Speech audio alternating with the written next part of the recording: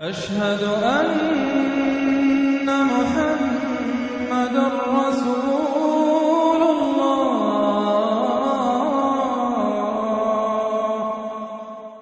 اب اس کے بعد آ گئی ہے سورہ احزاب.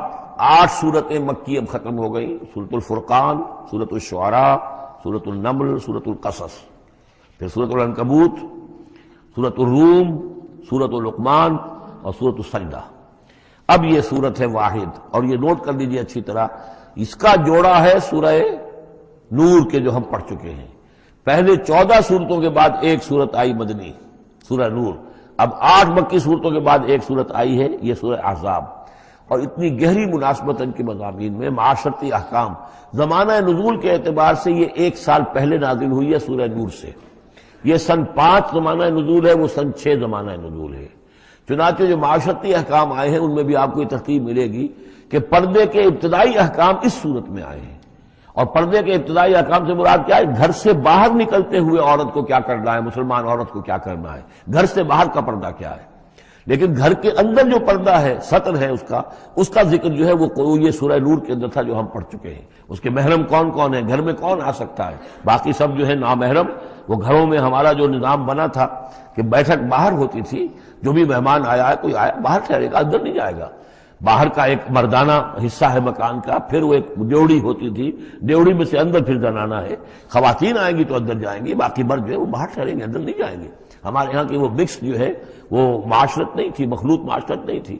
تو اس میں یہ ہے کہ جو نامحرم ہے وہ وہاں رہیں گے، باہر بیٹھک میں بیٹھیں گے، اور جو محرم ہے وہ اندر جا سکتا ہے.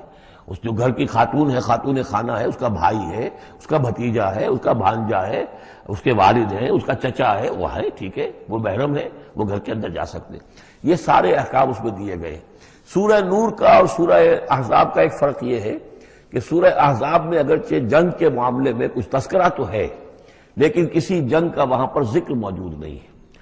خلافت قائم کرنے کا معاملہ ہے، وہ آیا ہے کہ خلافت اب قائم ہوگی، لیکن خلافت کے قیام کے لیے جو اصل ٹرننگ پوائنٹ تھا وہ جنگ احزاب تھی، غزوہ احزاب. اس کا ذکر جو ہے وہ سورہ احزاب میں ہے. تو اس طریقے سے یہ دونوں صورتیں باہم بہت ہی ایک دوسرے سے مشابہ ہیں. اور جیسا کہ میں نے عرض کیا تھا، آیت نمبر 35 وہاں کی عظیم ترین آیت ہے. اللہ نور السماوات والارض مثل نورہ کمشکاۃ فیہا مصباح المصباح فی زجاجہ. یہ جو آیت ہے پوری، وہ عظیم ترین آیت ہے ایمان کی حقیقت پر. اور ٹھیک 35ویں آیت اس صورت کے اندر ہے کہ جب وہ ایمان حقیقی دل میں پیدا ہو جاتا ہے تو انسان کی شخصیت میں کیا اوصاف پیدا ہوتے ہیں. وہ 10 اوصاف مردوں اور عورتوں کے ذمن میں دوہرا کر آئے ہیں. وہ اس سورہ مبارکہ میں نمبر 35 آیت وہی ہے. اس میں ایک خاص بات نوٹ کیجئے کہ اگرچہ اس کے جو 2 رکوع ہیں، دوسرا اور تیسرا، وہ ایک ہیں اپنے مضمون میں، اور اس کے اندر غزوہ احزاب کا تذکرہ ہے. پہلا رکوع جو ہے وہ پھر چوتھے کے ساتھ جا کر ملے گا، جیسے کہ ہم نے دیکھا تھا سورہ توبہ کے اندر بھی کہ پہلا رکوع پھر چوتھے کے ساتھ جا کر ملتا تھا. اس کے مضامین جو ہے اس کے ساتھ ملتے تھے. درمیان میں جو ہے 2 رکوع آ گئے تھے کہ جو 1 سال پہلے نازل ہوئے، جو کہ یعنی فتح مکہ سے پہلے نازل ہوئے. لیکن اس کے بعد وہ جو نازل ہوئے ہیں سن 9 کے اندر، اس کے اندر جو ہے وہ پہلا رکوع کی 6 آیات، اور اس کے بعد پھر چوتھا اور 5واں رکوع ہے. بالکل وہی آپ کو ترتیب یہاں ملے گی. اس لیے کہ قرآن کا اسلوب یہ ہے کہ خاص جو موضوع ہوتا ہے کسی صورت کا، اس سے متعلق آیات کو پہلے نکال کر رکھ دیتے ہیں. جیسے سورہ انفال میں بھی ہم نے دیکھا، یسألونک عن الانفال قل الانفال للہ والرسول، اگرچہ وہاں پھر بات کو چھوڑ دیا گیا، پھر جا کر وہ صورت کے وسط میں مضمون آ رہا ہے. اس میں ایک خاص جو مضمون آیا ہے وہ یہ ہے کہ حضور صلی اللہ علیہ وسلم نے جو شادی کی حضرت زینب سے رضی اللہ تعالی عنہ، حالانکہ حضرت زینب جو ہے اس سے پہلے حضور ہی کی فرمائش پر ان کی شادی کی گئی تھی حضرت زید ابن حارثہ سے. زید ابن حارثہ رضی اللہ تعالیٰ عنہ حضور کے غلام تھے، اور حضور نے انہیں آزاد کر کے اپنا بیٹا بنا لیا تھا. تو محبت بہت تھی حضور کو حضرت زید ابن حارثہ سے. لیکن یہ ہے کہ ایک تو منہ بولا بیٹے کی کا قرآن میں نفی آ گئی کہ منہ بولے بیٹے کی کوئی حیثیت نہیں ہے. اسلام میں اس کی کوئی قانونی اور شریعت کے اندر اس کا کوئی مقام نہیں. بیٹا تو وہی ہے کہ جو آپ کے صلب سے ہے. دوسرے یہ کہ اب منہ بولے بیٹے کی بیوی جب حضرت زید نے طلاق دی تو آیا منہ بولے بیٹے کی بیوی سے کوئی شخص جو ہے وہ نکاح کر سکتا ہے؟ کیا وہ محرمات ابدیہ میں سے ہے؟ تو عرب میں رواج یہ تھا کہ چونکہ وہ منہ بولے بیٹے کو بھی سمجھتے تھے کہ جیسے اصلی بیٹا ہے، تو جیسے یہ کہ جو سلبی بیٹا ہے اس کی بیوی سے اگر اس نے طلاق دے دی ہو یا فرض کیجیے بیٹا فوت ہو گیا ہو، تب بھی یہ ہے کہ اس کی جو بیوی ہے، بیوہ ہے یا مطلقہ ہے، اس سے وہ شخص شادی نہیں کر سکتا شوہر جو فوت ہو گیا ہے یا جس نے طلاق دی اس کا باپ۔ تو یہاں پر اس پہ بڑا طوفان اٹھا، بلکہ یہ کہ حضور کو خود اندیشہ تھا۔ حضور نے ایک طرح سے کہہ کے بہت کہہ سن کر حضرت زینب کو آمادہ کیا تھا کہ وہ شادی کر لیں۔ زینب جو ہے رضی اللہ تعالیٰ عنہ اونچے گھرانے کی، بنو ہاشم کی خاندان سے تعلق رکھنے والی، اور حضرت جو زید ابن حارثہ تھے ان پر غلامی کا داغ لگ چکا تھا۔ تو عرب کی ایک خاص جو ہے ان کے ہاں ایک سوچ تھی، ان کا ایک مزاج تھا، ان کی روایات تھیں، لیکن بہرحال حضرت زینب نے حضور کی فرمائش پر وہ نکاح کر لیا، لیکن یہ کہ ان میں نباہ نہیں ہو سکا۔ حضرت زینب انہیں ذہناً قبول نہیں کر سکی کہ یہ میرے برابر کا ہے یا میری اس کی حیثیت جو ہے وہ واقعی ایسی ہے، یعنی شوہر کو جس طرح آنکھوں پر بٹھانا چاہیے، شوہر سے جس طریقے سے اس کا ادب ہونا چاہیے، وہ نہیں کر سکی حضرت زینب۔ لہذا حضرت زید ابن حارثہ جو ہے متواتر کہتے رہتے تھے کہ حضور ہمارا معاملہ ٹھیک نہیں چل رہا ہے، مجھے اجازت دیجیے کہ میں اس کو طلاق دے دوں۔ حضور روکتے تھے کہ ایک تو میں نے اس کو کہہ سن کر شادی کروائی، وہ تو اس کے لیے آمادہ بھی نہیں تھی، نہ گھر والے آمادہ تھے، لیکن میرے کہنے سے شادی کر لی انہوں نے۔ اب یہ طلاق دیں گے تو طلاق کا داغ لگے گا ان کے اوپر اور صدمہ ہوگا، تو حضور روکتے رہے۔ لیکن شاید یہ بھی دل میں آپ کے خیال تھا کہ اگر خدا نہ خواستہ زید نے طلاق دے ہی دی تو پھر زینب کی دل جوئی اس کے بغیر ممکن نہیں ہوگی کہ میں خود پھر ان سے شادی کروں، لیکن میں کیسے شادی کروں گا جبکہ میں نے تو زید کو اپنا منہ بولا بیٹا بھی کہا تھا، تو اس حوالے سے تو اسکینڈل بن جائے گا، اور پورے لوگ جو ہیں دشمن تو موجود ہیں، مارے آستین منافقین بھی موجود تھے، وہ اس کو ایک ایشو بنا لیں گے میرے خلاف۔ یہ ہے پس منظر جو پہلے رکوع میں آ رہا ہے۔ یا ایھا النبی اتق اللہ، اے نبی اللہ کا تقوی اختیار کیجئے، ولا تطع الکافرین والمنافقین، اور کافروں اور منافقوں کی باتیں نہ مانیے۔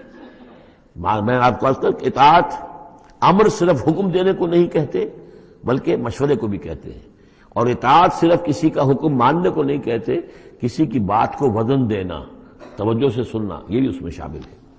وَلَا تُطِعِ الْكَافِرِينَ وَالْمُنَافِقِينَ، آپ ان کافروں اور منافقین کی بات کا دھیان نہ کریں۔ ان اللہ کان علیما حکیما، یقیناً اللہ تعالی علیم ہے اور حکیم ہے۔ وَاتَّبِعْ مَا یوحیٰ الیک من ربک، اور پیروی کیجئے اس کی کہ جو آپ کی طرف آپ کے رب کی طرف سے وحی کی جا رہی ہے۔ ان اللہ کان بما تعملون خبیرا، اور جو کچھ تم کرتے ہو اللہ اس سے واقف ہے۔ وتوکل علی اللہ، اور اللہ پر توکل کیجئے۔ وکفی باللہ وکیلا، اور اللہ ہے کافی ہے آپ کے توکل کے لیے، آپ کے لیے سہارا۔ یعنی یہ کہ آپ لوگوں کی جو پروپیگنڈا ہوگا اس کا اندیشہ ہے آپ کو، اس کا بالکل دھیان نہ کیجئے۔ ما جعل اللہ للرجل من قلبین فی جوفہ، اللہ تعالیٰ نے کسی انسان کے دل میں دو دل نہیں رکھے، کسی کے سینے میں، کسی کے پیٹ میں، یہاں پہ جوف جو ہے خالی جگہ کو کہتے ہیں، تو سینے کے اندر، کیونکہ یہ کیویٹی کہلاتی ہے، چیسٹ کیویٹی، اور پھر دوسری جو ہے ایبڈومینل کیویٹی ہے، تو اس میں دو دل نہیں رکھے ہیں، مگر دل ایک ہی ہوتا ہے۔ اسی طریقے سے گویا کہ بات کہی جا رہی ہے، کہنے کو تو ہم کہہ دیتے ہیں کہ دل جو ہے اور ہمارے دل یکجا ہو گئے ہیں، دل سے دل مل گیا، رہتا تو دل ہی رہتا، ایک ہی رہتا ہے انسان کا اپنا دل۔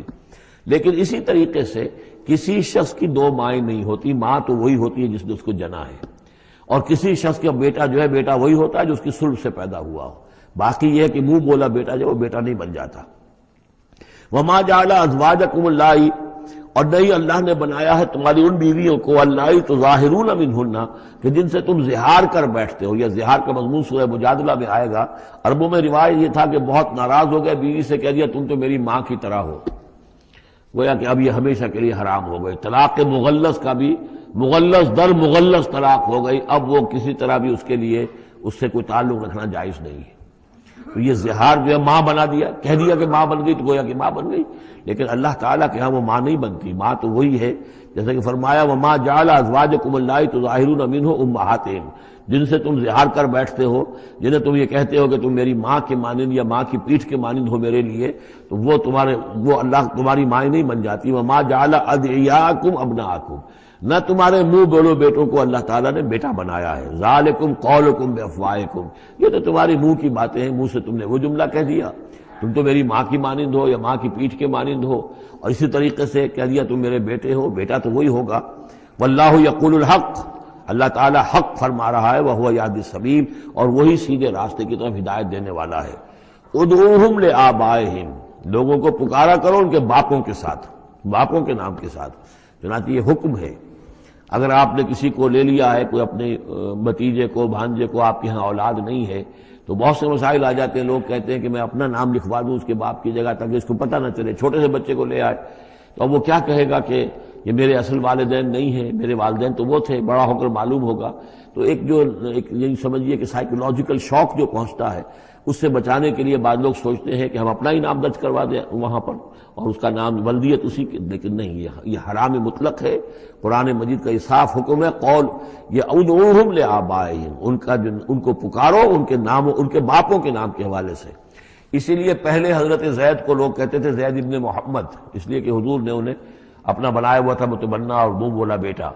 یہ آیتیں جب نازل ہوئی تو پھر اب وہ رہ گئے زید ابن حارثہ، دوبارہ وہ زید ابن محمد اب نہیں رہے۔ ادعوہم لآبائہم هو اقسط عند اللہ، یہی زیادہ مبنی بر انصاف ہے اللہ کے نزدیک۔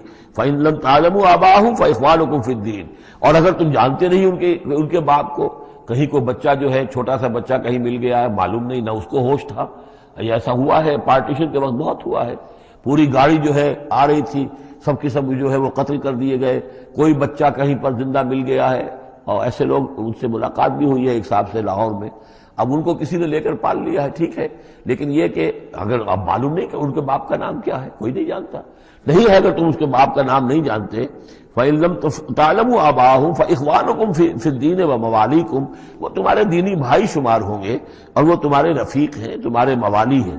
وَلَيْسَ عَلَيْكُمْ جُنَاحٌ فِيمَا أَخْطَأْتُمْ بِهِ، لیکن جو کچھ تم سے اب تک کوئی غلطی ہو گئی ہے یا غلطی ہو جائے تو اللہ تعالیٰ تمہیں پکڑے گا نہیں۔ وَلَكِن مَا تَعَمَّدَتْ قُلُوبُكُمْ، لیکن جو بھی کچھ تم اپنے دلوں سے پورے ارادے کے ساتھ کرو گے تو اس پر یقیناً اللہ تعالیٰ جو ہے حساب لے گا۔ وَكَانَ اللَّهُ غَفُورًا رَحِيمًا، اور یقیناً اللہ غفور الرحیم ہے، بخشنے والا اور مہربان۔ النبی اولیٰ بالمؤمنین من انفسہم، یقیناً نبی جو ہے اہل ایمان کے لیے ان کی اپنی جانوں سے زیادہ محبوب ہونا چاہیے، زیادہ جو ہے حقدار ہے کہ وہ اپنی جانوں سے زیادہ حضور کی جان کی فکر کریں، حضور کی جان سے محبت رکھیں۔ وَأَزْوَاجُهُ أُمَّهَاتُهُمْ، اس میں یہ ہے کہ یہاں پر یوں سمجھیے کہ گویا کہ محذوف یہ ہے کہ وَهُوَ أَبٌ لَهُمْ، یعنی حضور جو ہے، رسول جو ہے وہ ان کے لیے بمنزلہ باپ ہے۔ اس کے لیے ایک حدیث بھی موجود ہے کہ میرا مقام تم سب کے والد کی حیثیت سے، جیسے کہ فرمایا گیا ازواجہ امہاتہم، ابھی آ رہا ہے کہ اس کی جو بیویاں ہیں نبی کی وہ تمام مسلمانوں کی مائیں ہیں، اسی لیے ہم ام المومنین حضرت عائشہ، ام المومنین حضرت خدیجہ الکبریٰ، ام المومنین حضرت صفیہ، تو یہ تمام جو ہے صفیہ ہیں، تو یہ سب کی سب جو ہے ام المومنین ہیں۔ تو النبی اولیٰ بالمؤمنین من انفسہم وہو اب لہم، ان کے لیے باپ کے درجے میں ہے، بلکہ یہ کہ یہ بعض جو ابتدائی قاری تھے وہ تو اس کے ساتھ پڑھتے بھی تھے اس کو۔ وازواجہ امہاتہم، اور اس کی بیویاں جو ہے وہ ان کی ماؤں کا درجہ رکھتی ہیں۔ واولو الارحام بعضهم اولیٰ ببعض فی کتاب اللہ، باقی یہ ہے کہ جو رحمی رشتے ہیں، جو سگے بہن بھائی ہیں، رحمی جن کے رشتے ہیں، وہ اللہ کی کتاب میں، شریعت میں وہ ایک دوسرے سے قریب تر ہیں۔ یہ الفاظ آ چکے ہیں سورہ انفال کی بھی آخری آیت کہ یہ اپنے بھائیوں کے ساتھ جو بھی بھلا سلوک کرو۔ انصاری اور مہاجر بھائی بن گئے تھے، انہوں نے اپنی زندگی میں اپنے گھر تقسیم کر دیے یا اپنی دکانیں تقسیم کر دی، وہ ٹھیک ہے، زندگی میں جو بھی تم چاہو، الا ان تفعلوا الی اولیاءکم، تم اپنے بندوں کے ساتھ جو خیر بھی کرنا چاہو اپنے بھائیوں اور دوستوں کے ساتھ کرو، لیکن وراثت میں ظاہر بات ہے منہ بولے بھائی کا کوئی حصہ نہیں، منہ بولا بیٹے کا کوئی حصہ نہیں۔ اور وہ جو بنا دیے گئے تھے انصاری اور مہاجر آپس میں بھائی بھائی، وہ بھائی چارہ جو ہے وہ بھی وراثت کے اندر نہیں چلے گا، وراثت جو ہے وہ تو جو اصل رحمی رشتے ہیں انہی میں ہے۔ وَأُولُو الْأَرْحَامِ بَعْضُهُمْ أَوْلَىٰ بِبَعْضٍ فِي كِتَابِ اللَّهِ مِنَ الْمُؤْمِنِينَ وَالْمُهَاجِرِينَ، اہل ایمان اور مہاجرین ان سب کا معاملہ یہی ہے۔ إِلَّا أَن تَفْعَلُوا إِلَىٰ أَوْلِيَائِكُمْ مَعْرُوفًا، ہاں تم اپنے دوستوں کے ساتھ کوئی نیک سلوک کرو، بھلائی کرو، ان کو کچھ اپنے زندگی کے اندر تم اگر کچھ ہبہ کرنا چاہتے ہو ہبہ کر سکتے ہو، یہ سارے کام ہو سکتے ہیں، لیکن قانون اور شریعت اور وراثت اس میں ان کا کوئی حصہ نہیں۔ کان ذالک فی الکتاب مستورا، یہ تمام چیزیں جو ہے کتاب میں پہلے سے لکھی ہوئی ہیں، اس لیے بھی کہ یہ چیزیں جو آ چکی ہیں، اول تو یہ کہ تورات میں بھی ہوں گی، لیکن سورہ نساء میں بھی یہ باتیں آ چکی ہیں، اسی طریقے سے سورہ انفال میں بھی آ چکی ہیں۔ وَإِذْ أَخَذْنَا مِنَ النَّبِيِّينَ مِيثَاقَهُمْ، اور ذرا یاد کرو جب کہ ہم نے لیا تھا انبیاء سے ایک میثاق، یہ آل عمران میں ہم پڑھ چکے ہیں، 81 اور 82 نمبر 81 82 آیات ہیں یہ، اس میں ہم نے میثاق لیا تھا، میثاق النبیین ومنک ومن نوح، آپ سے بھی لیا تھا اور نوح سے بھی لیا تھا، وابراہیم وموسیٰ وعیسیٰ ابن مریم، اور ابراہیم سے اور موسیٰ سے اور عیسیٰ ابن مریم سے، واخذنا منہم میثاقا غلیظا، اور ان سب سے ہم نے بڑا گاڑا قول و قرار لیا تھا، میثاق لیا تھا۔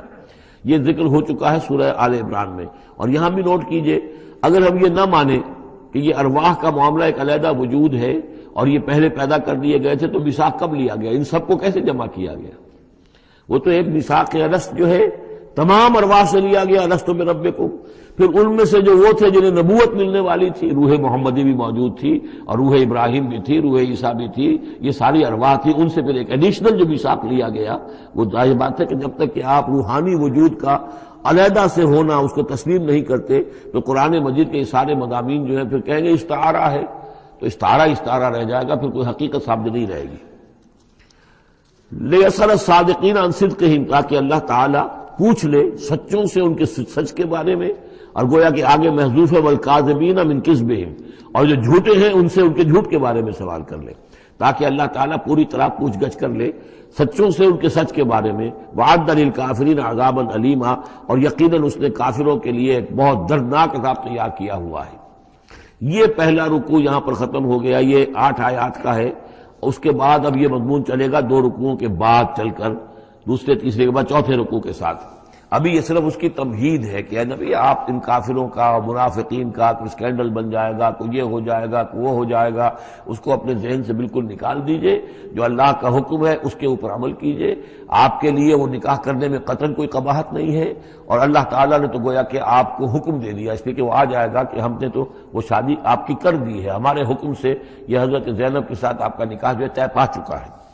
اس کے بعد 2 رکوع جو ہے ان میں ذکر ہو رہا ہے غزوہ احزاب کا۔ ہمارے پاس چند منٹ ہیں تو غزوہ احزاب کا جو تاریخی پس منظر ہے وہ میں بیان کر دیتا ہوں، باقی اس سے آگے ہم پڑھیں گے انشاءاللہ تعالیٰ کل۔ یہ غزوہ ہوا ہے سن 5 میں، اور اس کے لیے جو ہے بڑا اہتمام ہوا ہے۔ سب سے پہلے تو یہ کہ بنو نذیر جو نکال دیے گئے تھے مدینے سے، اور وہ پھر جا کر خیبر وغیرہ میں آباد ہو گئے تھے، اب انہیں مدینے کی یاد آتی تھی، انہیں ستاتی تھی یاد مدینے کی، وہ واپس آنا چاہتے تھے، وہ چاہتے تھے کہ مسلمانوں سے انتقام لے۔ تو انہوں نے پھر یہ ہے، اور اس میں خاص طور پر وہ ابو عامر راہب جس کا تذکرہ ہم پڑھ چکے ہیں سورہ توبہ کے اندر، انہوں نے جو ہے بڑی محنت کر کے ایک طرف قریش کو آمادہ کیا کہ وہ حملہ کریں، دوسری طرف یہ ہے کہ جو نجد کے قبائل تھے غطفان وغیرہ ان کو آمادہ کیا۔ تو یہ ایک گویا سمجھیے کہ متحدہ محاذ بن کر ایک گرینڈ آرمی جو ہے وہ آئی، 12,000 کی فوج، جو عرب میں یوں سمجھیے کہ یہ کوئی انہونی سی بات تھی کہ کوئی اتنی بھی قوت، وہ شمال سے بھی آئے، جنوب سے بھی آئے، اور مغرب سے بھی آئے، مشرق سے بھی آئے۔ اس کا نقشہ تو بعد میں جب ہم پڑھیں گے تو کھل جائے گا۔ اب انہوں نے آ کر گھیر لیا مدینے کو، محاصرہ کر کے پڑ گئے۔ اتنی بڑی فوج حضور کے پاس کل اس وقت جو تعداد بنتی تھی 3,000 کی تھی مدینے کے اندر، جن میں کہ منافقین بھی تھے۔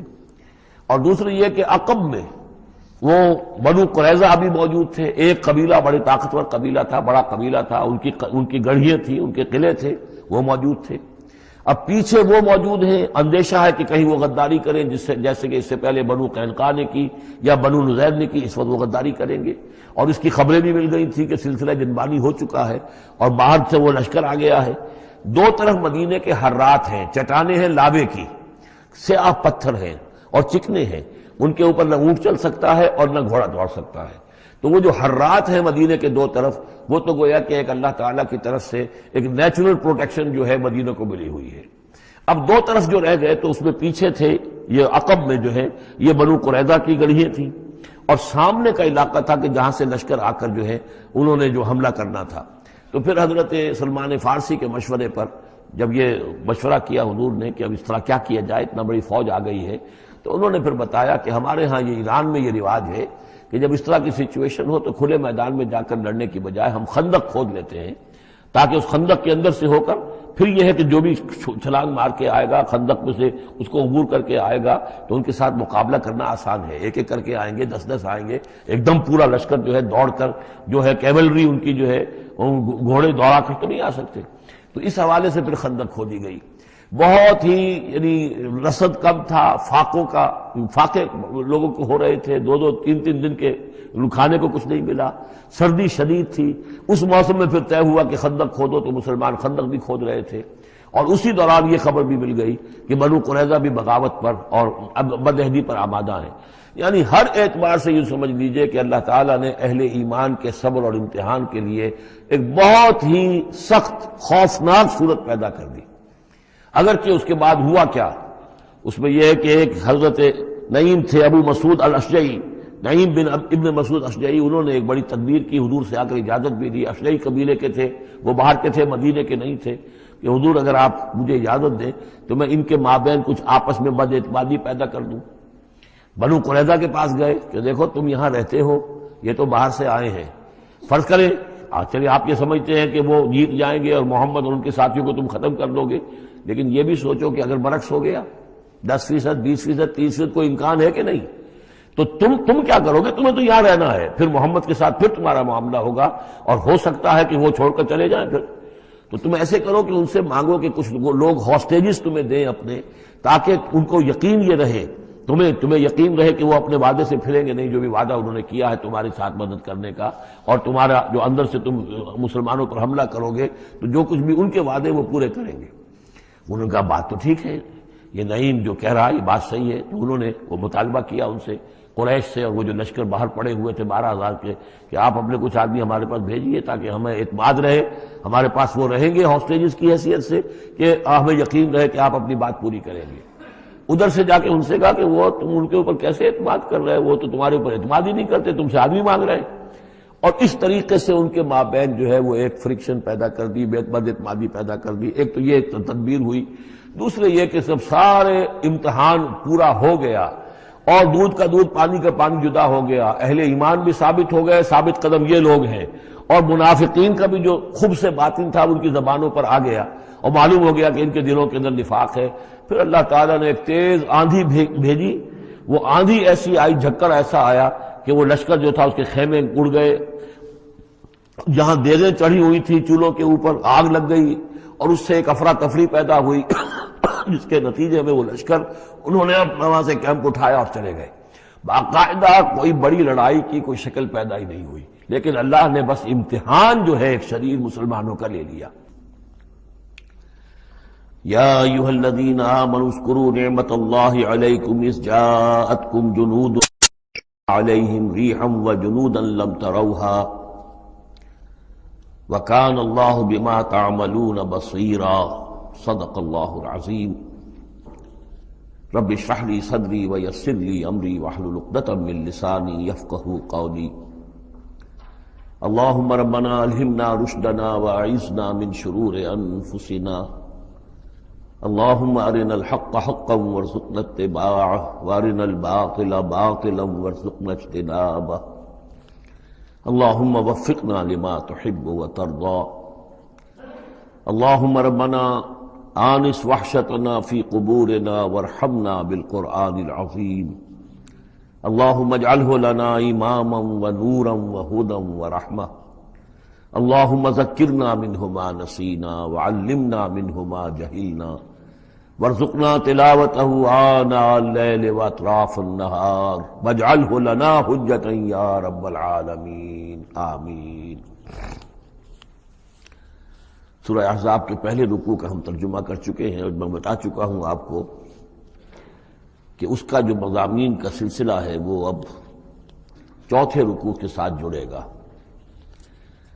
درمیان میں جو 2 رکوع آئے ہیں، دوسرا اور تیسرا، یہ دونوں غزوہ احزاب کے ضمن میں ہیں۔ غزوہ احزاب کا بھی جو کچھ مختصر سا تاریخی پس منظر اور اس کے حالات میں آپ کو بتا چکا ہوں کہ اللہ تعالیٰ نے ایسی سچویشن پیدا فرما دی کہ جس میں مسلمانوں کے لیے شدید ترین اور سخت ترین امتحان ہو گیا۔ جو میرا اپنا اندازہ ہے واللہ عالم، ذاتی اعتبار سے جس قدر شدید معاملہ حضور کے ساتھ ہوا ہے طائف میں، ذاتی اعتبار سے ظاہر بات ہے کہ وہاں شخصاً آپ پر ہوئی زیادتی جو ہوئی ہے، اور ایک بہت بڑا امتحان اجتماعی سطح پر مسلمانوں کے لیے اسی شدت کا امتحان اور اسی درجے کی آزمائش جو ہے وہ غزوہ احزاب کے موقع پر آئی ہے۔ 12,000 کا لشکر آ کر مدینے کو گھیر کر پڑ گیا ہے، اور یہ کہ مدینے میں نہ صرف یہ کہ کل نفری 3,000 کی ہے جس میں منافقین بھی ہیں، پھر یہ کہ ان کی پشت پر وہ ایک قبیلہ جو ہے یہود کا بنو قریظہ، ابھی تک اس نے بدعہدی نہیں کی تھی لیکن اب پورا اندیشہ تھا کہ بدعہدی کرے گا، اور وہ چنانچہ اسی محاصرے کے دوران میں اس نے بدعہدی کی بھی، اور ان کی سلسلہ جنبانی ہو بھی گئی تھی باہر سے آنے والے جو حملہ آور تھے ان کے ساتھ۔ بہرحال اس صورتحال میں جبکہ رسد کی بہت کمی تھی، شدید قحط کی کیفیت تھی، شدید سردی کا موسم ہے، سردی میں ویسے بھی انسان کو غذا کی زیادہ ضرورت ہوتی ہے، اس حال میں پھر خندق کھودنی پڑی مسلمانوں کو۔ تو یوں سمجھیے کہ جو شدید ترین امتحان ہو سکتا تھا وہ اللہ نے لے لیا، جس کا نتیجہ کیا نکلا؟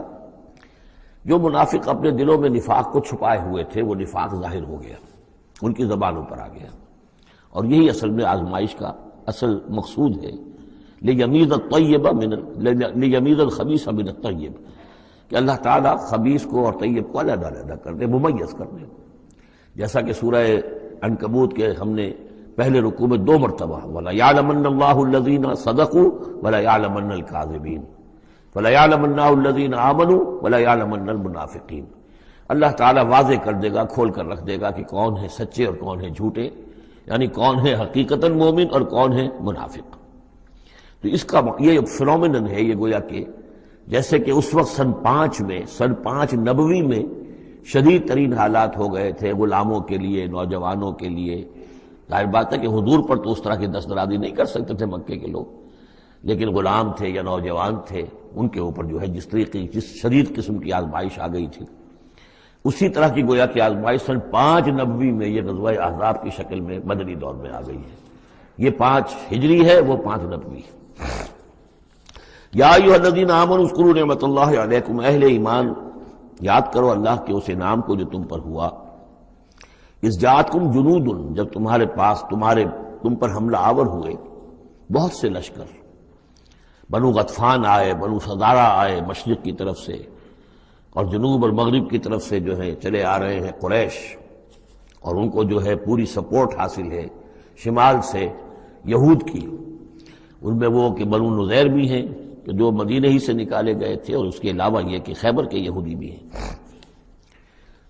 فارسلنا علیہم ریحا، تو جب وہ لشکر آ گئے تم پر حملہ آور ہوئے تو ہم نے ان پر ایک آندھی بھیج دی، ایک تیز جھکڑ بھیج دیا۔ وجنودا لم تروها، وہ آندھی تو تم نے بھی دیکھی کہ آندھی آئی ہے، لیکن یہ کہ اور لشکر بھی ہم نے اتارے تھے جو تم نے نہیں دیکھے، یعنی فرشتے۔ وکان اللہ بما تعملون بصیرا، اور جو کچھ تم کر رہے تھے اللہ اسے دیکھ رہا تھا۔ کون اب کس کے منہ پر، کس کی زبان پر نفاق آ گیا ہے، کس کا ایمان اور پختہ ہو گیا ہے۔ تو یہ ایک جملے میں گویا کہ پوری داستان کو تو اللہ نے سمو لیا۔ 20-25 دن تک محاصرہ رہا، اکا دکا مبارزت ہوئی۔ عمرو بن عبد ود آیا، تو ان کا بہت ہی پورے عرب کا معنی ہوا جو ہے، وہ شہ سوار بھی تھا اور بہت بڑا وہ لڑاکا آدمی، 90 برس کی عمر، لیکن یہ کہ اس کے مقابلے میں آنے کی کوئی جرت نہیں کرتا تھا۔ جب وہ آیا ہے اور اس نے اپنے گھوڑے کو وہ ایڑ لگائی ہے کہ چھلانگ مار کر پوری جو تھی وہ خندق اس کو پار کر کے آ گیا، اور اکیلا ادھر آ کے کھڑا ہو گیا کہ آؤ کوئی ہے تمہارا مقابلہ وہ جو مجھ سے کر سکے۔ بہرحال سب لوگ ششدر حیران کہ اب اس کے مقابلے میں کون جائے۔ بالآخر حضرت علی نکلے رضی اللہ تعالیٰ عنہ، تو حضرت علی نے اس سے کہا، بلکہ اس نے کہا میرے مقابلے میں جو کوئی بھی آتا ہے، میری عادت ہے یہ کہ میں اسے پہلے 3 مواقع دیتا ہوں کہ وہ کوئی درخواست مجھ سے کرے جو منظور کر لوں۔ حضرت علی نے کہا میری پہلی درخواست یہ ہے کہ تم ایمان لے آؤ۔ نہیں یہ نہیں ہو سکتا۔ اچھا دوسری درخواست میری یہ ہے کہ تم جنگ سے واپس چلے جاؤ۔ انہوں نے کہا یہ بھی نہیں ہو سکتا۔ تیسری بولو۔ تو حضرت علی نے فرمایا اچھا آؤ اب پھر مقابلے میں آؤ، یہ تیسری درخواست یہ ہے کہ آؤ مجھ سے مقابلہ کرو۔ تو وہ ہنسا، قہقہ لگایا کہ میرا اندازہ نہیں تھا کہ پورے عرب میں کوئی شخص مجھے یہ بھی کہہ سکتا ہے کہ مجھ سے آؤ مقابلہ کرو۔ بہرحال حضرت علی نے اسے واصل جہنم کیا رضی اللہ تعالی عنہ وارضاہ۔ تو اس قسم کی اکی دکی مبارزتیں ہوئی، کوئی باقاعدہ جس کو کہتے ہیں کوئی مٹ بھیڑ لشکروں کی وہ نہیں ہو سکی، لیکن یہ کہ 25 دن کا محاصرہ طول کھینچ گیا تھا۔ ادھر وہ حضرت نعیم ابن مسعود اشجعی نے جو بھی کچھ سلسلہ جنبانی کیا، کوئی سری جھوٹ تو نہیں بولا، لیکن یہ کہ ایک توریے کے انداز میں ایسی شکل پیدا کر دی کہ جس سے بنی قریظہ کے اور ان کے درمیان بھی کم سے کم بد اعتمادی ضرور پیدا ہو گئی فوری طور پر۔ پھر وہ آندھی آئی شدید، اور اللہ نے جو فرشتے بھیجے انہوں نے کیا کیا یہ ہمیں نہیں معلوم، کیا شکل اختیار کی، کہ بہرحال وہ سب کے سب اپنے پڑاؤ اٹھا کر چلے گئے۔ لیکن جو اس دوران صورت رہی ہے اس کا نقشہ کھینچا جا رہا ہے، اس جاؤکم من فوقکم ومن اسفل منکم، جبکہ وہ آئے لشکر تمہارے اوپر سے بھی تمہارے نیچے سے بھی۔ یہ جو جغرافیائی جو سلسلہ ہے عرب کا، میں نے کئی دفعہ آپ کو بتایا ہے کہ شمالاً جنوباً یہ جو حجاز کا پہاڑی سلسلہ چلتا ہے شمالاً جنوباً، اسی میں مکہ ہے، طائف ہے، مدینہ ہے، اسی کے آخر میں اوپر جا کر تبوک ہے۔ تو اس پہاڑی سلسلے اور ساحل کے درمیان ایک میدان ہے، یہ تہامہ کہلاتا ہے، تہامہ نیچے ہے، بہرحال میدان ہے وہ، تو اب پہاڑی سلسلہ آیا۔ پھر یہ کہیں 30 میل، کہیں 40، کہیں 50 میل چوڑا جو یہ پہاڑی سلسلہ، اس کے بعد جو آتا ہے وہ سطح مرتفع ہے، وہ اونچی سطح ہے، لیکن مرتفع، اس میں پہاڑی سلسلہ نہیں ہے، سطح ہے۔ تو اس جاؤکم من فوقکم، تو گویا کہ جو ادھر سے آئے ہیں وہ اوپر سے آئے ہیں، جو مشرق سے آئے، بنو غطفان وغیرہ کے جو قبائل آئے، اور من اسفل منکم، نیچے سے جو تہامہ کی طرف سے ہو کر آئے ہیں وہ قریش کا لشکر جو ہے کہ جو مکے سے ہو کر آیا ہے۔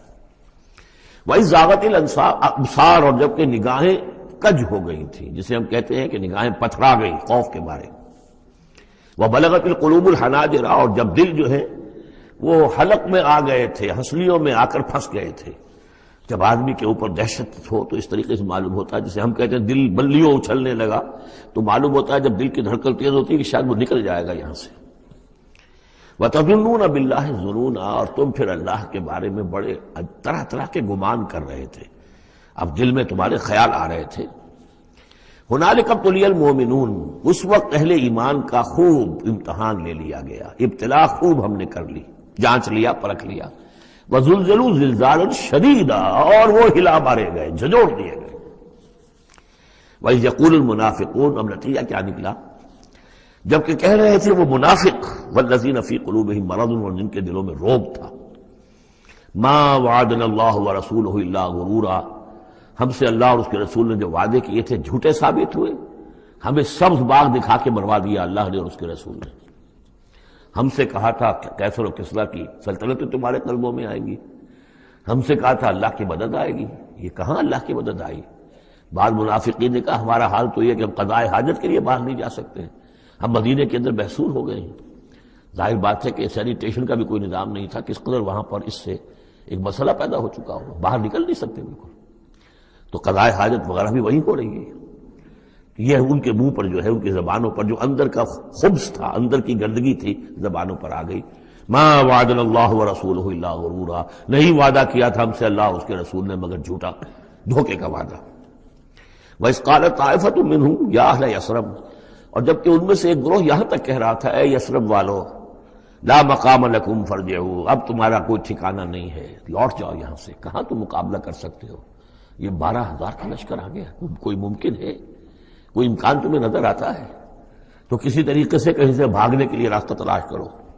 وَيَسْتَأْذِنُ فَرِيقٌ مِّنْهُمْ النَّبِيَّ، اور ان میں سے ایک گروہ جو ہے آ کر نبی سے اجازت طلب کر رہا تھا، یقولون ان بیوتنا عورا، اور وہ کہہ رہا تھا کہ ہمارے تو گھر کھلے پڑے ہوئے ہیں، یعنی گھروں کو اندیشہ ہے، گھروں کے اوپر پیچھے سے بنو قریظہ کے لوگ حملہ آور ہو جائیں، ہماری عورتیں وغیرہ جو ہم نے چند حویلیوں کے اندر جن کو جمع کیا ہے، آپ نے یہی کیا تھا حضور نے صلی اللہ علیہ وسلم، خواتین کو، بچوں کو ایک ایسی جگہ پر کہ جہاں وہ وسطی علاقہ تھا مدینے کا، اور وہاں بڑی کوئی حویلی تھی، اس میں جمع کر دیا تھا۔ تو وہ تو ہمیں تو اندیشہ ہے، ہمارے گھر خالی پڑے ہوئے ہیں، اس کے اوپر حملہ ہو سکتا ہے۔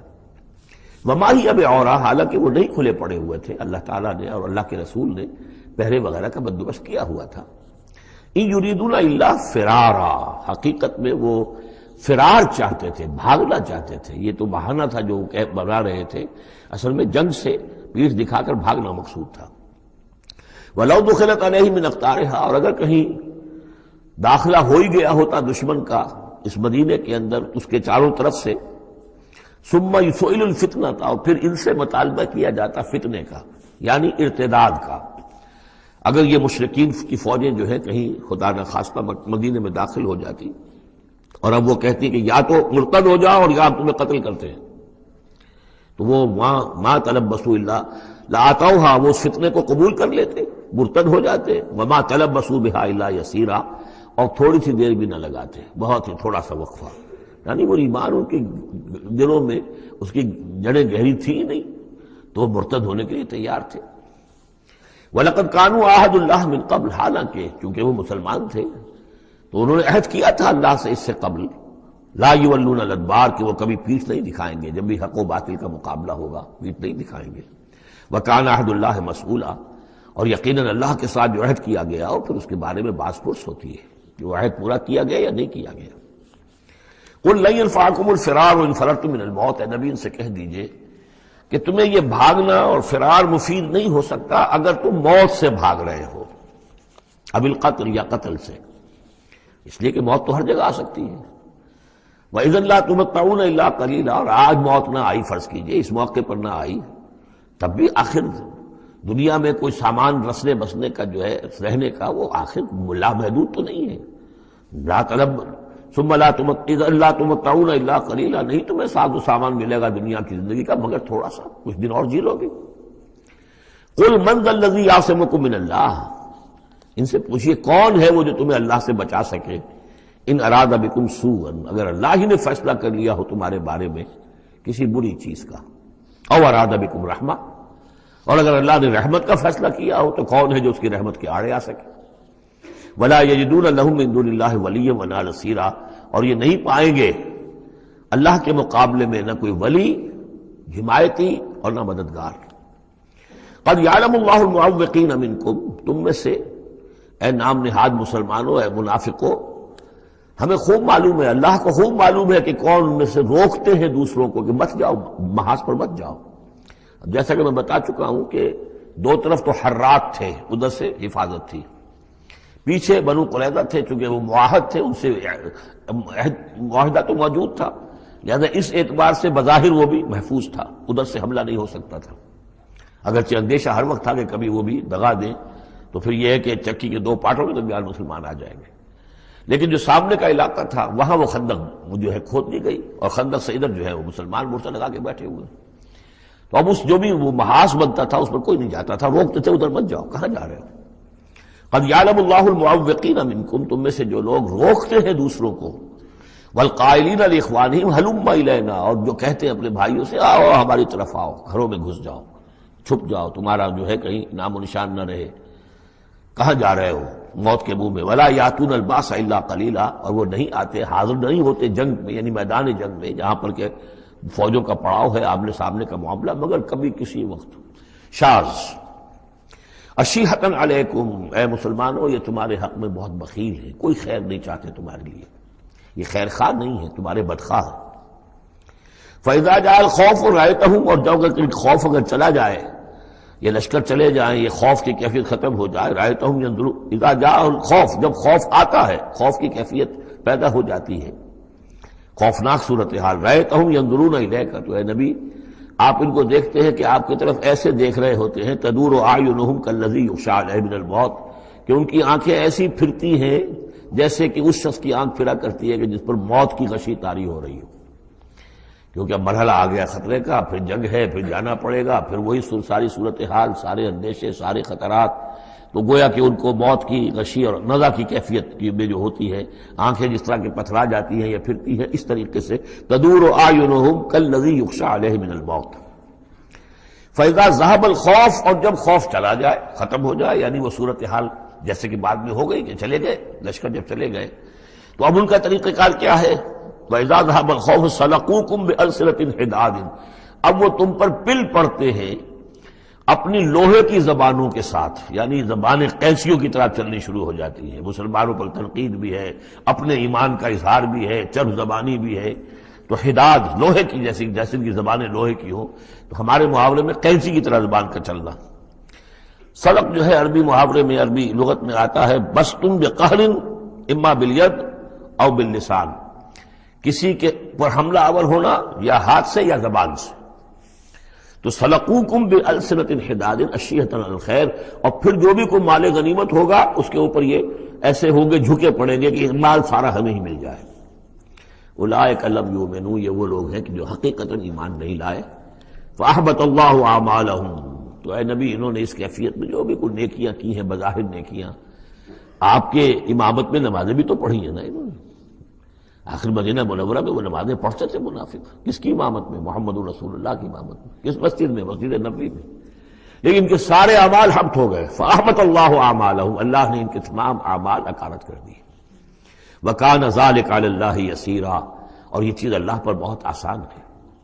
يَحْسَبُونَ الْأَحْزَابَ لَمْ يَذْهَبُوا، جبکہ جا چکے ہیں لشکر، ان کا حال یہ ہے کہ ان کے اوپر ابھی تک خوف طاری ہے، جیسے ہوتا ہے کہ کسی بڑے حادثے کے بعد بھی بہت دیر تک اعصاب کے اوپر جو ہے وہ ایک طرح کی کپ کپی طاری رہتی ہے، انسان کے سنسناہٹ سی رہتی ہے، اتنا بڑا حادثہ ہوا ہے۔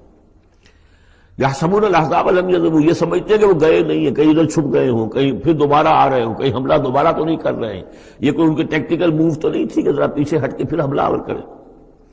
یحسبون الاحزاب لم یذهبوا، یہ سمجھتے ہیں کہ وہ لشکر گئے نہیں ہیں۔ وَإِن یأتی الاحزاب، اور اگر کہیں دوبارہ وہ لشکر جو ہیں، وہ فوجیں جو ہیں دوبارہ کہیں حملہ آور ہو جائیں، یودوا لو انہم بادون فی الاعراب، تو ان کی بڑی خواہش ہوگی کاش کہ ہم مدینے کو چھوڑ کر کہیں ریگستانوں میں چلے گئے ہوتے، اور کہیں نخلستانوں میں جا کر آراب کی حیثیت کے ساتھ ہم ان کے ساتھ چلے گئے ہوتے، بادیہ نشینوں کے پاس۔ یسألونک عن انبائکم، اور وہاں سے اے مسلمانوں تمہاری خبریں معلوم کرتے رہتے، اب کیا ہوا، اونٹ کس کروٹ بیٹھا۔ وَلَوْ كَانُوا فِيكُمْ مَا قَاتَلُوا إِلَّا قَلِيلًا، اور اگر یہ تمہارے درمیان موجود بھی رہے تو قتال میں تو حصہ نہیں وہ لیتے مگر شاس دکھانے کے لیے، کھانا پوری جسے ہم کہتے ہیں۔ اب ایک کردار تو یہ ہے جو سامنے آ گیا، دوسرا کردار کیا ہے؟ لَقَدْ كَانَ لَكُمْ فِي رَسُولِ اللَّهِ أُسْوَةٌ حَسَنَةٌ، دوسرے کردار کا جو دوسری تصویر ہے، اس کا جو خورشید ہے، سورج ہے، وہ محمد رسول اللہ کا کردار ہے۔ فرمایا اے مسلمانوں تمہارے لیے اللہ کے رسول میں ایک اسوہ ہے، نمونہ ہے، بہترین نمونہ۔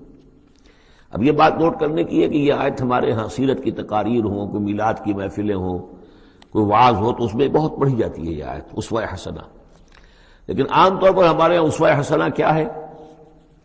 چھوٹی چھوٹی سنتیں، ان کا تذکرہ ہوگا۔ مسواک کرنا بھی اسوہ ہے، ٹھیک ہے، اسی طریقے سے اور سنتیں ہیں۔ مسجد میں داخل ہو تو داہنا پاؤں آگے آنا چاہیے، بایاں نہیں، ٹھیک ہے، ہونا چاہیے، ایک شخص کو کرنا چاہیے، اہتمام کرنا چاہیے، حضور کا یہی معمول تھا۔ یہ سب بھی اسوے میں شامل ہے۔ اصل اسوہ یہ ہے کفر کے مقابلے میں جان ہتھیلی پر رکھ کر میدان میں آنا، یہ ہے اسوہ۔ یہ اسوہ ہماری نگاہوں سے اوجھل ہے۔ محمد رسول اللہ کا مثالی کردار کس اعتبار سے؟ جب بھوک تھی شدید، حضور کو بھی بھوک تھی اور فاقہ تھا۔ جب صحابہ نے آ کے شکایت کی کہ حضور ہم ناقابل برداشت ہو گئی ہے یہ بھوک، دیکھیے ہم نے اپنے پیٹوں پر پتھر باندھے ہوئے ہیں تاکہ یہ کہ معدے کو وہ جو ہنگر کنٹریکشنز ہوتی ہیں وہ نہ ہو، اس کو کم سے کم جھوٹا ہی صحیح ایک دلاسا ہو کہ کچھ بوجھ ہے میرے اوپر، وہ بوجھ چاہے پتھر کا ہو، کھانے کا نہ ہو، یہ سب پتھر باندھے ہوئے، کمر دوہری نہ ہو جائے ہماری۔ حضور نے اپنا کرتا اٹھا کے دکھایا، وہاں 2 پتھر بندھے ہوئے، اور اسی حال میں جب صحابہ کدالیں چلا رہے ہیں، کھود رہے ہیں، تو حضور جو ہے اپنے کندھے پر بڑے بڑے پتھر اٹھا کر لے جا کر اور باہر پھینک رہے ہیں۔ اسی میں آپ شریک ہیں پوری طریقے سے۔ یہ ہے اسوہ۔ ایسا نہیں تھا کہ بس حضور تو کہیں ایک جگہ بیٹھے ہوں اور خیمہ لگا ہو اور مور چھل چلے جا رہے ہوں، سمجھے آپ، اور سب ٹھنڈی چھاؤں آپ کو فراہم کی گئی ہو اور باقی سب لوگ جو اس کام میں لگے ہوئے ہیں۔ یہ اسوہ ہے محمد کا صلی اللہ علیہ وسلم۔ لقد کان لکم فی رسول اللہ اسوۃ حسنہ، اسی کو میں کہا کرتا ہوں جدید اصطلاح میں ایک ہے میکرو اکنامکس اور ایک ہے مائکرو اکنامکس۔ تو مائکرو سنت کو تو لوگ جانتے ہیں، یہ سنت ہے، یہ سنت ہے، اس میں سے بعض کے بارے میں بڑے جھگڑے بھی ہیں، رفع یدین سنت ہے یا نہیں ہے، لیکن میں اس مسئلے پر نہیں جا رہا ہوں۔ لیکن میکرو سنت جو ہے، سب سے بڑی سنت جو ہے، وہ تو یہ ہے کہ وحی کے آغاز کے بعد سے لے کر 40 برس کی عمر کے بعد سے لے کر حضور نے ایک لحظہ، ایک منٹ معاش کی جد و جہد میں صرف نہیں کیا۔ پوری زندگی، پورا وقت، پوری توانائی، پوری قوت دعوت دین، اقامت دین، دین کی دعوت، دین کی اقامت اسی میں لگائی۔ کوئی جائیداد نہیں بنائی، کوئی کاروبار، حالانکہ اس سے پہلے آپ بہت کامیاب تاجر تھے، کاروبار کرتے تھے، لیکن جب یہ فرض منصبی آ گیا، یا ایھا المدثر قم فانذر وربک فکبر، اب یہی کام ہے، تو کچھ تو اس کی بھی پیروی کرنے کی کوشش کی جائے، اس درجے میں نہ صحیح، وہ عکس تو ہو۔ میکرو سنت جو ہے کسی درجے میں تو اپنی زندگی کے اندر اس کا عکس پیدا کیا جائے. ہاں اس کے ساتھ پھر چھوٹی چھوٹی سنتیں بھی ہو جاؤں تو کیا کہنے ہیں، پھر نور علی نور ہے. لیکن یہ اس میکرو سنت کا تو ہے ہی نہیں. اپنے تو ساری توانائی، ساری طاقت، سارا وقت دنیا بنانے میں، اور یہ کہ وہ مسواک کر لی تو سمجھا کہ میں نے تیر مار لیا، 100 شہیدوں کا ثواب مل گیا مجھے، میں نے مسواک کیے، میں نے برش نہیں کیا. اور بعض لوگ تو پھر مسواک اپنی جیب میں اس طرح رکھتے ہیں کہ جیسے قومی نشان ہمارا، یہ اس طریقے سے تاکہ معلوم ہو جائے کہ یہ شخص جو ہے سنت رسول کا یہ جو ہے پابندی کرنے والا ہے. تو لقد کان لکم فی رسول اللہ اسوۃ حسنۃ لمن کان یرجو اللہ والیوم الآخر. بڑی اہم آیت ہے یہ. اسوہ تو حضور کا اپنی جگہ پر مکمل ہے، کامل ہے، لیکن یہ کس کے لیے اسوہ ہے؟ جو یہ 2 شرطیں پوری کرے، 3 شرطیں. جو اللہ سے ملاقات کا امیدوار ہے، اللہ سے محبت کرتا ہے، اور یوم آخر پر یقین رکھتا ہے، اور ذکر اللہ کثیرا، اور ذکر کرتا ہے اللہ کا کثرت کے ساتھ. یہ بالکل وہی بات ہے کہ قرآن مجید تو ہدایت ہے پوری نوع انسانی کے لیے، ہدی للناس، لیکن قرآن سے استفادے کی شرط ہے تقوی، ہدی للمتقین. تو جو ربط و تعلق ہے ان 2 آیتوں میں وہی سمجھیے کہ اپنی جگہ پر حضور کی زندگی ایک اسوہ کاملہ ہے، مکمل، لیکن اس سے استفادے کی شرائط ہے. لمن کان یرجو اللہ والیوم الآخر وذکر اللہ کثیرا. اب یہ اہل ایمان، حضور کے بعد اہل ایمان کا تذکرہ ہو رہا ہے. محمد الرسول اللہ والذین معہ، اب معہ جو تھے اہل ایمان. ولما رأى المؤمنون الاحزاب، اور جب اہل ایمان نے دیکھا ان لشکروں کو، قالوا هذا ما وعدنا الله ورسوله وصدق الله ورسوله، انہوں نے کہا یہی تو ہے جس کا اللہ نے وعدہ کیا تھا ہم سے اور اس کے رسول نے وعدہ کیا تھا. اب دیکھیے ایک ہی سچویشن ہے، اس کا ریئیکشن کس قدر ایک دوسرے سے مختلف ہے. معلوم ہے یہ مسئلہ ہے انسان کا اندرونی، یضل بہ کثیرا ویہدی بہ کثیرا. تو جیسے قرآن کے بارے میں آیا اسی طریقے سے اس سچویشن سے بھی انہوں نے کیا کہا؟ ہم نے تو سنا ہوا ہے، پہلے ہی اللہ نے کہہ دیا تھا وَلَنَبْلُوَنَّكُمْ بِشَيْءٍ مِّنَ الْخَوْفِ وَالْجُوعِ وَنَقْصٍ مِّنَ الْأَمْوَالِ وَالْأَنفُسِ وَالثَّمَرَاتِ. یہ قرآن مجید میں سورہ بقرہ میں آیت نہیں آ چکی تھی؟ لَتُبْلَوُنَّ فِي أَمْوَالِكُمْ فِي أَنفُسِكُمْ وَأَمْوَالِكُمْ. یہ کیا سورہ آل عمران میں آیت نہیں آ چکی تھی؟ یہ تو چیزیں وہی تو ہے جس کا کہ ہم سے وعدہ کیا تھا. وَلَمَّا رَأَى الْمُؤْمِنُونَ الْأَحْزَابَ، جب دیکھا اہل ایمان نے ان احزاب کو، قالوا هذا ما وعدنا الله ورسوله وصدق الله ورسوله، اور بالکل صحیح کہا تھا اللہ نے بھی اور بالکل صحیح فرمایا تھا اس کے رسول نے بھی. وما زادهم الا ایمانا وتسلیما، اور نہیں ہوا ان میں کسی شے کا اضافہ مگر ایمان اور تسلیم. ایمان کے ساتھ تسلیم، سر تسلیم خم. سر تسلیم خم ہے جو مزاج یار میں آئے، جو اللہ کی طرف سے فیصلہ ہے. جیسا کہ ہم پڑھ چکے ہیں سورہ توبہ میں، اگرچہ سورہ توبہ تو بہت بعد میں نازل ہوگی، ابھی 4 سال بعد میں اس سورہ مبارکہ کے وہ زمانہ نزول کے اعتبار سے، لیکن ہم تو پڑھ چکے ہیں. ہر طرح موسم بنا اللہ احد الحسنیین. ہمارے لیے تم کیا اندازہ کس چیز کا انتظار کر سکتے ہو سوائے 2 نہایت اعلیٰ ترین صورتوں کے. ہم سب کے سب شہید ہو جائیں تب بھی ہماری کامیابی ہے، اور ہم کامیاب ہو کر آ جائیں تو تب تو تم بھی مانو گے کامیابی ہے. اس لیے ہمیں تو کوئی اندیشہ ہی نہیں. تو اس میں تسلیم ان کے اندر، اور ہم بھی تسلیم کی خو ڈالیں گے. بے نیازی تیری عادت ہی صحیح. من المؤمنین رجال صدقوا ما عاهدوا الله علیہ، ان اہل ایمان میں وہ جمع مرد لوگ ہیں رضی اللہ تعالی عنہم وارضاہم اجمعین. صدقوا ما عاهدوا الله علیہ، جنہوں نے سچا کر دکھایا وہ عہد جو انہوں نے اللہ سے کیا تھا. انہوں نے کہا تھا ہم اپنی جان اور مال حاضر ہے، ہم جنت کے عوض یہ سب کچھ دینے کو تیار ہیں. انہوں نے وہ عہد پورا کر دیا. فَمِنْهُمْ مَنْ قَضَى نَحْبَهُ، ان میں سے وہ بھی ہیں جو اپنی نظر گزار چکے، نظر پیش کر چکے. کتنے ہی صحابہ تھے جو اس وقت تک جام شہادت نوش کر چکے تھے. سن 5 ہے یہ تو، سن 3 میں 70 صحابہ تو غزوہ احد کے اندر ہی شہید ہوئے. فَمِنْهُمْ مَنْ قَضَى نَحْبَهُ، ان میں وہ بھی ہیں کہ جو اپنی نظر پیش کر چکے. وَمِنْهُمْ مَنْ يَنْتَظِرُ، اور باقی جو ہے وہ منتظر ہے کہ کب وقت آئے.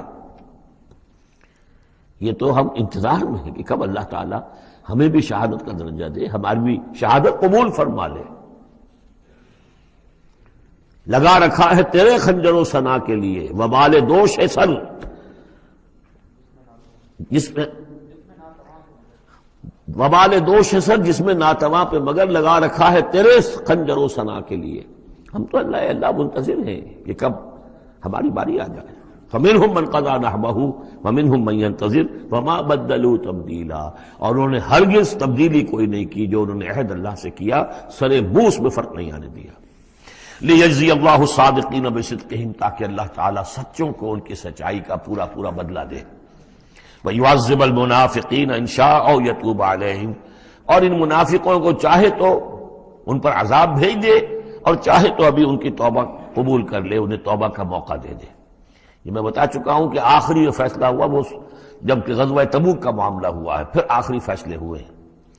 یا سورہ نساء جو ہے اس کے اندر بھی وہ آیت آ گئی تھی کہ فی الدرک الاسفل من النار، لیکن آخری چیز کہ اے نبی استغفر لہم او لا تستغفر لہم ان تستغفر لہم 70 مرۃ فلن یغفر اللہ لہم، کہ اب آپ ان منافقوں کے لیے استغفار کریں یا نہ کریں، اگر 70 مرتبہ بھی استغفار کریں گے تب بھی اللہ ان کو معاف نہیں فرمائے گا. ان اللہ کان غفور الرحیم، یقینا اللہ غفور الرحیم ہے. ورد اللہ الذین کفروا، اللہ نے لوٹا دیا ان کافروں کو جو چڑھ کر آئے تھے بڑے شان و شوکت کے ساتھ. وہ پورے لشکر جو ہے سب چلے گئے بغیظہم، وہ اپنے غصے کو ساتھ ہی لے گئے. وہ غصہ جو ہے وہ نکالے بغیر، یا تو کوئی جنگ ہوتی، کچھ وہ قتل عام کرتے تو کچھ غصہ ان کا نکلتا، اللہ نے ان کو ان کے غصے کے ساتھ ہی واپس کر دیا. ورد اللہ الذین کفروا بغیظہم لم ینالوا خیرا، انہیں کوئی خیر حاصل نہ ہو سکا، کوئی فتح ہوتی، کوئی کارنامہ سر انجام دیا ہوتا، کچھ نہیں. وکفى اللہ المؤمنین القتال، اور اللہ کافی رہا اہل ایمان کی طرف سے قتال کے لیے. اہل ایمان کو تو جنگ کی نوبت ہی نہیں آئی، کھلی جنگ تو ہوئی نہیں. اللہ نے خود ہی آندھی بھیج کر اور جو بھی اپنی خفیہ تدابیر ہیں، جو بھی اپنی مدد تھی فرشتوں کے ذریعے سے، اللہ تعالیٰ نے گویا کہ اہل ایمان کو اس امتحان میں سے تو گزار دیا، باقی یہ کہ کوئی غضب نہیں پہنچنے دیا. وَكَانَ اللَّهُ قَوِيًّا عَزِيزًا، اور یقیناً اللہ تعالیٰ قوی اور عزیز ہے، زبردست ہے، قوت والا ہے. وَأَنزَلَ الَّذِينَ ظَاهَرُوهُمْ، اب یہ دوسرا ہے اس کا جو ضمیمہ ہے غزوہ احزاب کا، وہ غزوہ بنی قریظہ ہے. روایات میں آتا ہے کہ حضور نے غزوہ، جب یہ لشکر چلے گئے، غزوہ احزاب ختم ہو گیا تو آ کر واپس گھر آ کر اپنے ہتھیار وغیرہ اتارے، زرہ اتاری، تو حضرت جبرائیل آئے کہ آپ نے ہتھیار اتار دی، ہم نے تو ابھی اتارے نہیں ہیں، ابھی بنو قریظہ کو کیفر کردار تک پہنچانا ہے. انہوں نے جو غداری کی اس موقع پر، اپنے عہد کو توڑا ہے، اب اس کی سزا انہیں دینی ہے. چنانچہ حضور نے حکم دیا کہ اب کوئی مسلمان جو ہے عصر کی نماز نہ پڑھے یا کوئی مغرب کی نماز نہ پڑھے، جو بھی کوئی وقت معین کیا، جب تک کہ وہ بنی قریظہ کے علاقے میں پہنچ نہ جائے. وہاں جا کر اب وہاں جا کے پھر ان کا گھیراؤ کیا گیا، محاصرہ ہوا. وہ محاصرہ بھی خاصا طویل ہوا، ان کا قلعہ بڑا مضبوط تھا، لیکن تنگ آ کر بالآخر انہوں نے ہتھیار ڈال دیے اور یہ کہا کہ سعد بن معاذ جو رئیس اوس تھے اور ان کے حلیف تھے، اوس کے قبیلے کے ساتھ ان کی پرانی جو ہے وہ حلیفی تعلقات تھے، حلیفانہ تعلقات، کل جو وہ فیصلہ کر دیں گے ہمیں منظور ہوگا. تو حضرت سعد بن معاذ رضی اللہ تعالی عنہ، جو تورات میں فیصلہ لکھا ہوا ہے بد عہدی کا، کہ قوم اگر تمہارے ساتھ بد عہدی کرے اور اس کے بعد اللہ تمہیں اس پر فتح دے دے تو کیا کرو، اس کے مطابق فیصلہ سنایا کہ ان کے جتنے جوان ہیں اس قبیلے کے جو جنگ کرنے کے قابل ہیں ان کو قتل کر دیا جائے، اور باقی جو ان کے بوڑھے ہوں یا اور ہوں، مرد ہوں، بچے ہوں، عورتیں ہوں، ان کو جو ہے غلام بنا لیا جائے، ان کا سارا مال ضبط ہو جائے گا. تو بدترین سزا جو ہے ان 3 قبیلوں میں سے، جن میں سے ایک قبیلہ تھا بنی قینقاع کا، ایک تھا بنو نضیر، یہ دونوں تو صرف جلا وطن ہوئے، لیکن بدترین سزا پھر ان کو دی گئی ہے. وَأَنزَلَ الَّذِينَ ظَاهَرُوهُم مِّنْ أَهْلِ الْكِتَابِ، اور اللہ نے اتار لیا ان کو کہ جنہوں نے گٹھ جوڑ کیا تھا ان کے ساتھ، کافروں کے ساتھ، مشرکین کے ساتھ اہل کتاب میں سے، من سیاسیہم، ان کے قلعوں سے. قلعوں میں تو تھے، گڑھیاں تھیں ان کی، لیکن اس سے پھر اتر آئے، ہتھیار ڈال دیے. وَقَذَفَ فِي قُلُوبِهِمُ الرُّعْبَ، اور اللہ نے ان کے دلوں میں رعب ڈال دیا. فَرِيقًا تَقْتُلُونَ، تو اب تم ان میں سے کچھ کو تم قتل کر رہے ہو، وَتَأْسِرُونَ فَرِيقًا، اور کچھ کو تم نے اسیر بنا لیا ہے اور قیدی بنا لیا ہے حضرت سعد بن معاذ کے فیصلے کے مطابق. وَأَوْرَثَكُمْ أَرْضَهُمْ وَدِيَارَهُمْ، اللہ نے تمہیں وارث بنا دیا ان کی زمینوں کا بھی اور ان کے مکانوں کا، گھروں کا، ان کے قلعوں کا، وَأَمْوَالَهُمْ، اور ان کے اموال کا، وَأَرْضًا لَّن تَطَئُوهَا، اور ابھی بہت سی زمینیں ہیں جن پہ ابھی تمہارے قدم نہیں گئے، اللہ تعالیٰ تمہیں وہ دے گا. چنانچہ اس کے بعد اللہ نے فتح دینی جو شروع کی ہے. غزوہ احزاب جو ہے در حقیقت یہ ایک ٹرننگ پوائنٹ تھا حضور کی سیرت کے اندر، اس لیے کہ اس کے بعد حضور نے کہہ بھی دیا تھا غزوہ احزاب کے بعد، صحابہ کو خوشخبری دے دی تھی، لن تغزوکم قریش بعد عامکم ھذا، مسلمانوں اس سال کے بعد اب قریش تم پر دوبارہ حملہ آور نہیں ہوں گے۔ ان کی آخری یہ اٹیمپٹ تھی جو انہوں نے کر لی ہے، اب ان میں ہمت نہیں ہوگی کہ وہ دوبارہ چڑھائی کر کے آئیں۔ وَلَكِنَّكُمْ تَغْزُونَهُمْ، بلکہ اب تم چڑھائی کرو گے۔ وہ چڑھائی اگلے ہی سال سن 6 میں حضور نے کی، لیکن حضور نے کس طرح کی چڑھائی کی کہ عمرے کے لیے جا رہے ہیں ہم، تو ہتھیار نہیں ہے، ہتھیار بند ہے، احرام باندھا ہوا ہے۔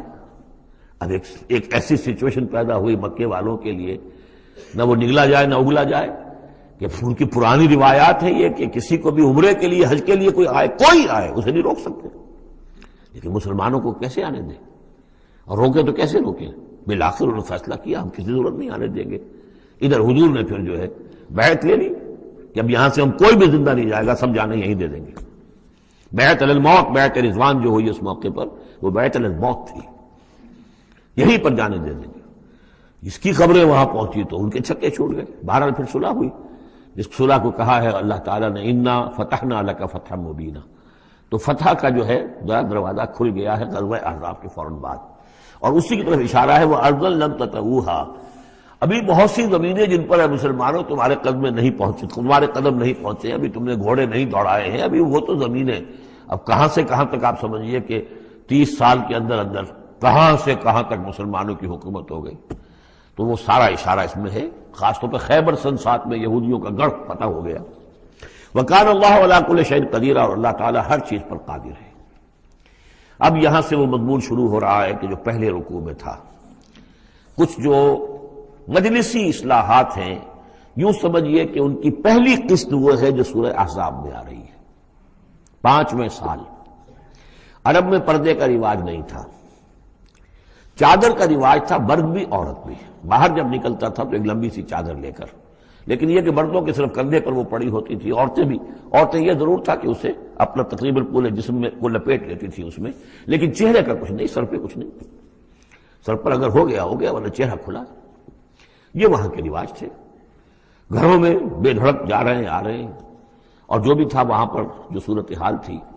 اب اس میں جو تدریجاً اصلاح کی گئی، تو پہلی بات جو سمجھنے کی ہے وہ یہ ہے کہ اصلاح کا آغاز ہوا، چیریٹی بگنز ایٹ ہوم، نبی کے گھر سے آغاز کیا گیا، اور نبی کی بیویوں کو سب سے پہلے مخاطب کیا گیا، اس لیے کہ یہاں سے اس کا آغاز ہوگا۔ اور اس میں ایک بڑا لطیف نکتہ یہ ہے کہ حضور صلی اللہ علیہ وسلم جو اسوہ حسنہ ہے کامل، تو مردوں کے لیے تو کامل اسوہ حسنہ ہے حضور صلی اللہ علیہ وسلم، باپ کی حیثیت سے، بیٹے کی حیثیت سے، داماد کی حیثیت سے، خسر کی حیثیت سے، قاضی القضات کی حیثیت سے، سپہ سالار کی حیثیت سے، ہیڈ آف دی اسٹیٹ کی حیثیت سے، امام کی حیثیت سے، خطیب کی حیثیت سے، معلم کی حیثیت سے، مربی اور مزکی کی حیثیت سے، جتنی حیثیتیں آپ گن سکتے ہیں حضور کی سیرت میں اسوہ موجود ہے۔ ایک پہلو سے اسوے میں کمی ہے، اور وہ کمی کیا ہے؟ عورتوں کے جو خاص نسوانی معاملات ہوتے ہیں اس میں تو حضور اسوہ نہیں بن سکتے، حضور تو مرد ہیں، تو عورتوں کی زندگی کا ایک حصہ ہے کہ نہیں؟ تو عورتوں کے لیے اسوہ کون ہے؟ وہ آپ کے ازواج مطہرات کو اسوہ بنایا جا رہا ہے، اس لیے اصلاح کا عمل ان سے شروع کیا گیا، اور ان کو گویا کہ کہہ دیا گیا کہ تم اگر نیکی کرو گی دوہرا اجر پاؤ گی، کیوں کہ تمہیں تو دیکھ کر تمام مسلمان خواتین نے جو ہے تمہارے نقش قدم کی پیروی کرنی ہے، اور خدا نے خواستہ تم نے کوئی غلط حرکت کی تو تمہیں دوہری سزا ملے گی، اس لیے کہ تم تو ان کے لیے اب اسوہ ہو۔ تو گویا کہ اسی سورہ مبارکہ میں حضور کے بارے میں آیت آئی ہے لقد کان لکم فی رسول اللہ اسوۃ حسنہ، لیکن حضور کے اس اسوے میں جو ایک پہلو سے کمی ہے کہ خواتین کے لیے ان کے جو مخصوص نسوانی معاملات ہیں ان کے لیے حضور کی شخصیت میں اسوہ نہیں ہے، اس خلا کو پر کیا ہے ازواج مطہرات کے ذریعے سے۔ یا ایھا النبی قل لازواجک، اے نبی کہہ دیجئے اپنی بیویوں سے، ان کنتن تردن الحیاۃ الدنیا وزینتہا فتعالین امتعکن واسرحکن سراحا جمیلا۔ یہ واقعہ ایلا ہے۔ اب آپ کو معلوم ہے کہ جب مسلمانوں کے ہاں اب خوشحالی آ گئی، اب فتح کا دور شروع ہو گیا، مال غنیمت بھی آیا ہے، تو عام مسلمانوں کے گھر میں خوشحالی ہو گئی، تو ازواج مطہرات برمنائے طبع بشری ان کی طرف سے بھی ایک تقاضا آیا کہ اب ہمارا بھی نفقہ، ہمارا خرچہ کچھ بڑھایا جائے۔ اس مطالبے کو حضور نے اتنا ناپسند کیا کہ قسم کھا لی کہ 1 مہینے تک میں گھر میں کسی گھر میں نہیں جاؤں گا، کسی اپنی اہلیہ محترمہ سے ملاقات نہیں کروں گا، اور مسجد کے ساتھ ہی ایک بالا خانہ سا تھا، اس میں آپ نے اپنا جو ہے وہ قیام کر لیا۔ تو ایک طوفان مچ گیا مدینے میں. اب حضرت ابوبکر کی بیٹی حضرت عائشہ حضور کے گھر میں ہے، حضرت عمر کی بیٹی حضرت حفصہ حضور کے گھر میں ہے کہ اب یہ کیا ہو رہا ہے، کیا ان کو طلاق ہو جائے گی، کیا ہوگا، حضور نے کیا فیصلہ کر لیا ہے. اس کو ایلا کہتے ہیں، کچھ عرصے کے لیے بیویوں سے قطع تعلق کر لینا. اور یہ سورہ الذین یولون من نسائہم، اس کا حکم جو ہے وہ آ چکا، 4 مہینے سے زیادہ کی اجازت نہیں ہے. لیکن یہ کہ بہرحال یہ جب حضور نے کیا تو اس کے بعد پھر یہ آیات نازل ہوئیں کہ نبی اب آپ صاف 2 آپشنز رکھ دیجئے اپنی ازواج کے سامنے. اگر تو انہیں دنیا چاہیے تو وہ خود آیات ہی میں دیکھ لیجئے، ان کنتن تردن الحیات الدنیا، کہ اگر تو تم چاہتی ہو دنیا کی زندگی، اس کی زیبائش اور آرائش، وزینتہا، فتعالین آؤ امتعکن، میں تمہیں مال و متاع دے دوں گا، واسرحکن سراحا جمیلا، پھر میں اپنے گھر سے تمہیں رخصت کر دوں گا خوبصورتی کے ساتھ. کوئی دنگا نہیں، کوئی فساد نہیں، کوئی لڑائی نہیں، لیکن یہ کہ پھر تم میرے گھر میں نہیں رہ سکتی، پھر میں اپنے ہاتھ سے تمہیں رخصت کر دوں گا. وَإِن كُنتُنَّ تُرِدْنَ اللَّهَ وَرَسُولَهُ، اور اگر تم طالب ہو اللہ کی اور رسول کی، ان کی رضا چاہتی ہو، وَالدَّارَ الْآخِرَةَ، اور بجائے اس دنیا کے تم آخرت کا گھر جو ہے اس کی طالب بن جاؤ. فَإِنَّ اللَّهَ أَعَدَّ لِلْمُحْسِنَاتِ مِنْكُمْ أَجْرًا عَظِيمًا، تو اللہ تعالیٰ نے تم جیسی نیک بیویوں کے لیے اللہ تعالیٰ نے بہت بڑا اجر جو ہے وہ فراہم کیا ہے، تیار کیا ہے. یعنی اب آپشن تمہارا ہے، اگر دنیا کی آسائش چاہیے تو آؤ، فیصلہ کر لو، چوز کر لو، چوائس از یورس. میں تمہیں مال و متاع دے کر اپنے گھر سے رخصت کر دوں گا خوبصورتی کے ساتھ. اور اگر میرے ہاں رہنا ہے تو پھر تو یہی ہے، فقر ہے، فاقہ ہے، جو اختیاری فقر تھا آپ کا. اور اس میں ظاہر بات واقعہ یہی ہے کہ جب یہ بات رکھی گئی سب سے پہلے حضرت عائشہ نے کہا میں تو اللہ اور اس کے رسول کو منتخب کرتی ہوں، اور ایک ایک کر کے تمام ازواج نے یہ کہا، اپنے تمام مطالبات سے وہ دستبردار ہو گئی. اور پوری زندگی اس طرح گزری ہے کہ کبھی 2 وقت جو ہے چولہا گرم نہیں ہوا ہے محمد کے گھر میں صلی اللہ علیہ، کسی بھی گھر میں، کسی بھی زوجہ محترمہ کے گھر میں. یا نساء النبی من یات منکن بفاحشۃ مبینۃ، اے نبی کی بیویوں، اگر خدا نخواستہ بالفرض تم میں سے کسی کی طرف سے کسی کھلی بے حیائی کا ارتکاب ہوا، یضاعف لها العذاب ضعفین، اسے عذاب دیا جائے گا دگنا. وکان ذلک علی اللہ یسیرا، اور یہ اللہ پر بہت آسان ہے. یہ نہ سمجھنا نبی کی بیویاں تو نبی ہمیں بچا لے گا. اسی لیے قرآن مجید میں بار بار آتا ہے حضرت نوح کی بیوی، حضرت لوط کی بیوی. حضرت لوط کی بیوی کا ذکر بہت زیادہ ہے. نبی بھی اپنی بیوی کو نہیں بچا سکتا اگر اس کا اپنا کردار غلط ہے، اس کا اپنا جو رویہ ہے صحیح نہیں ہے، اگر اس ایمان اور عمل صالح سے محروم ہے تو کچھ نہیں. چنانچہ حضور نے ایک مرتبہ اپنے قریبی گھرانے کی جو خواتین تھیں ان کو بٹھایا اور ایک ایک کا نام لے کر کہا ہے، یا فاطمہ بنت محمد صلی اللہ علیہ وسلم انقذی نفسک من النار فانی لا املک لک من اللہ شیئا، اے فاطمہ محمد کی بیٹی خود اپنے آپ کو آگ سے بچاؤ، نکالو اپنے آپ کو آگ سے اپنے عمل سے، اس لیے کہ مجھے اللہ کے ہاں کوئی اختیار تمہارے بارے میں حاصل نہیں ہوگا. اگر فاطمہ کے بارے میں نہیں تو پھر کس کے بارے میں؟ یا صفیہ امت رسول اللہ، اے صفیہ اللہ کے رسول کی پھوپھی، انقذی نفسک من النار فانی لا املک لک من اللہ شیئا، اپنے آپ کو جہنم کی آگ سے بچانے کی کوشش کرو، اس سے نکالو اپنے آپ کو، اور میں قیامت کے دن، میں اللہ کے محاسبے کے وقت میں تمہارے کام نہیں آ سکوں گا. ومن یقنط منکن للہ ورسولہ، تو اب جو کوئی بھی تم میں سے اللہ اور اس کے رسول کی اطاعت پر کاربند ہو جائے، فرما برداری اختیار کرے، وتعمل صالحا، اور نیک عمل کرے، نوتہا اجرہا مرتین، تو اسے ہم اس کا اجر بھی دیں گے دوہرا.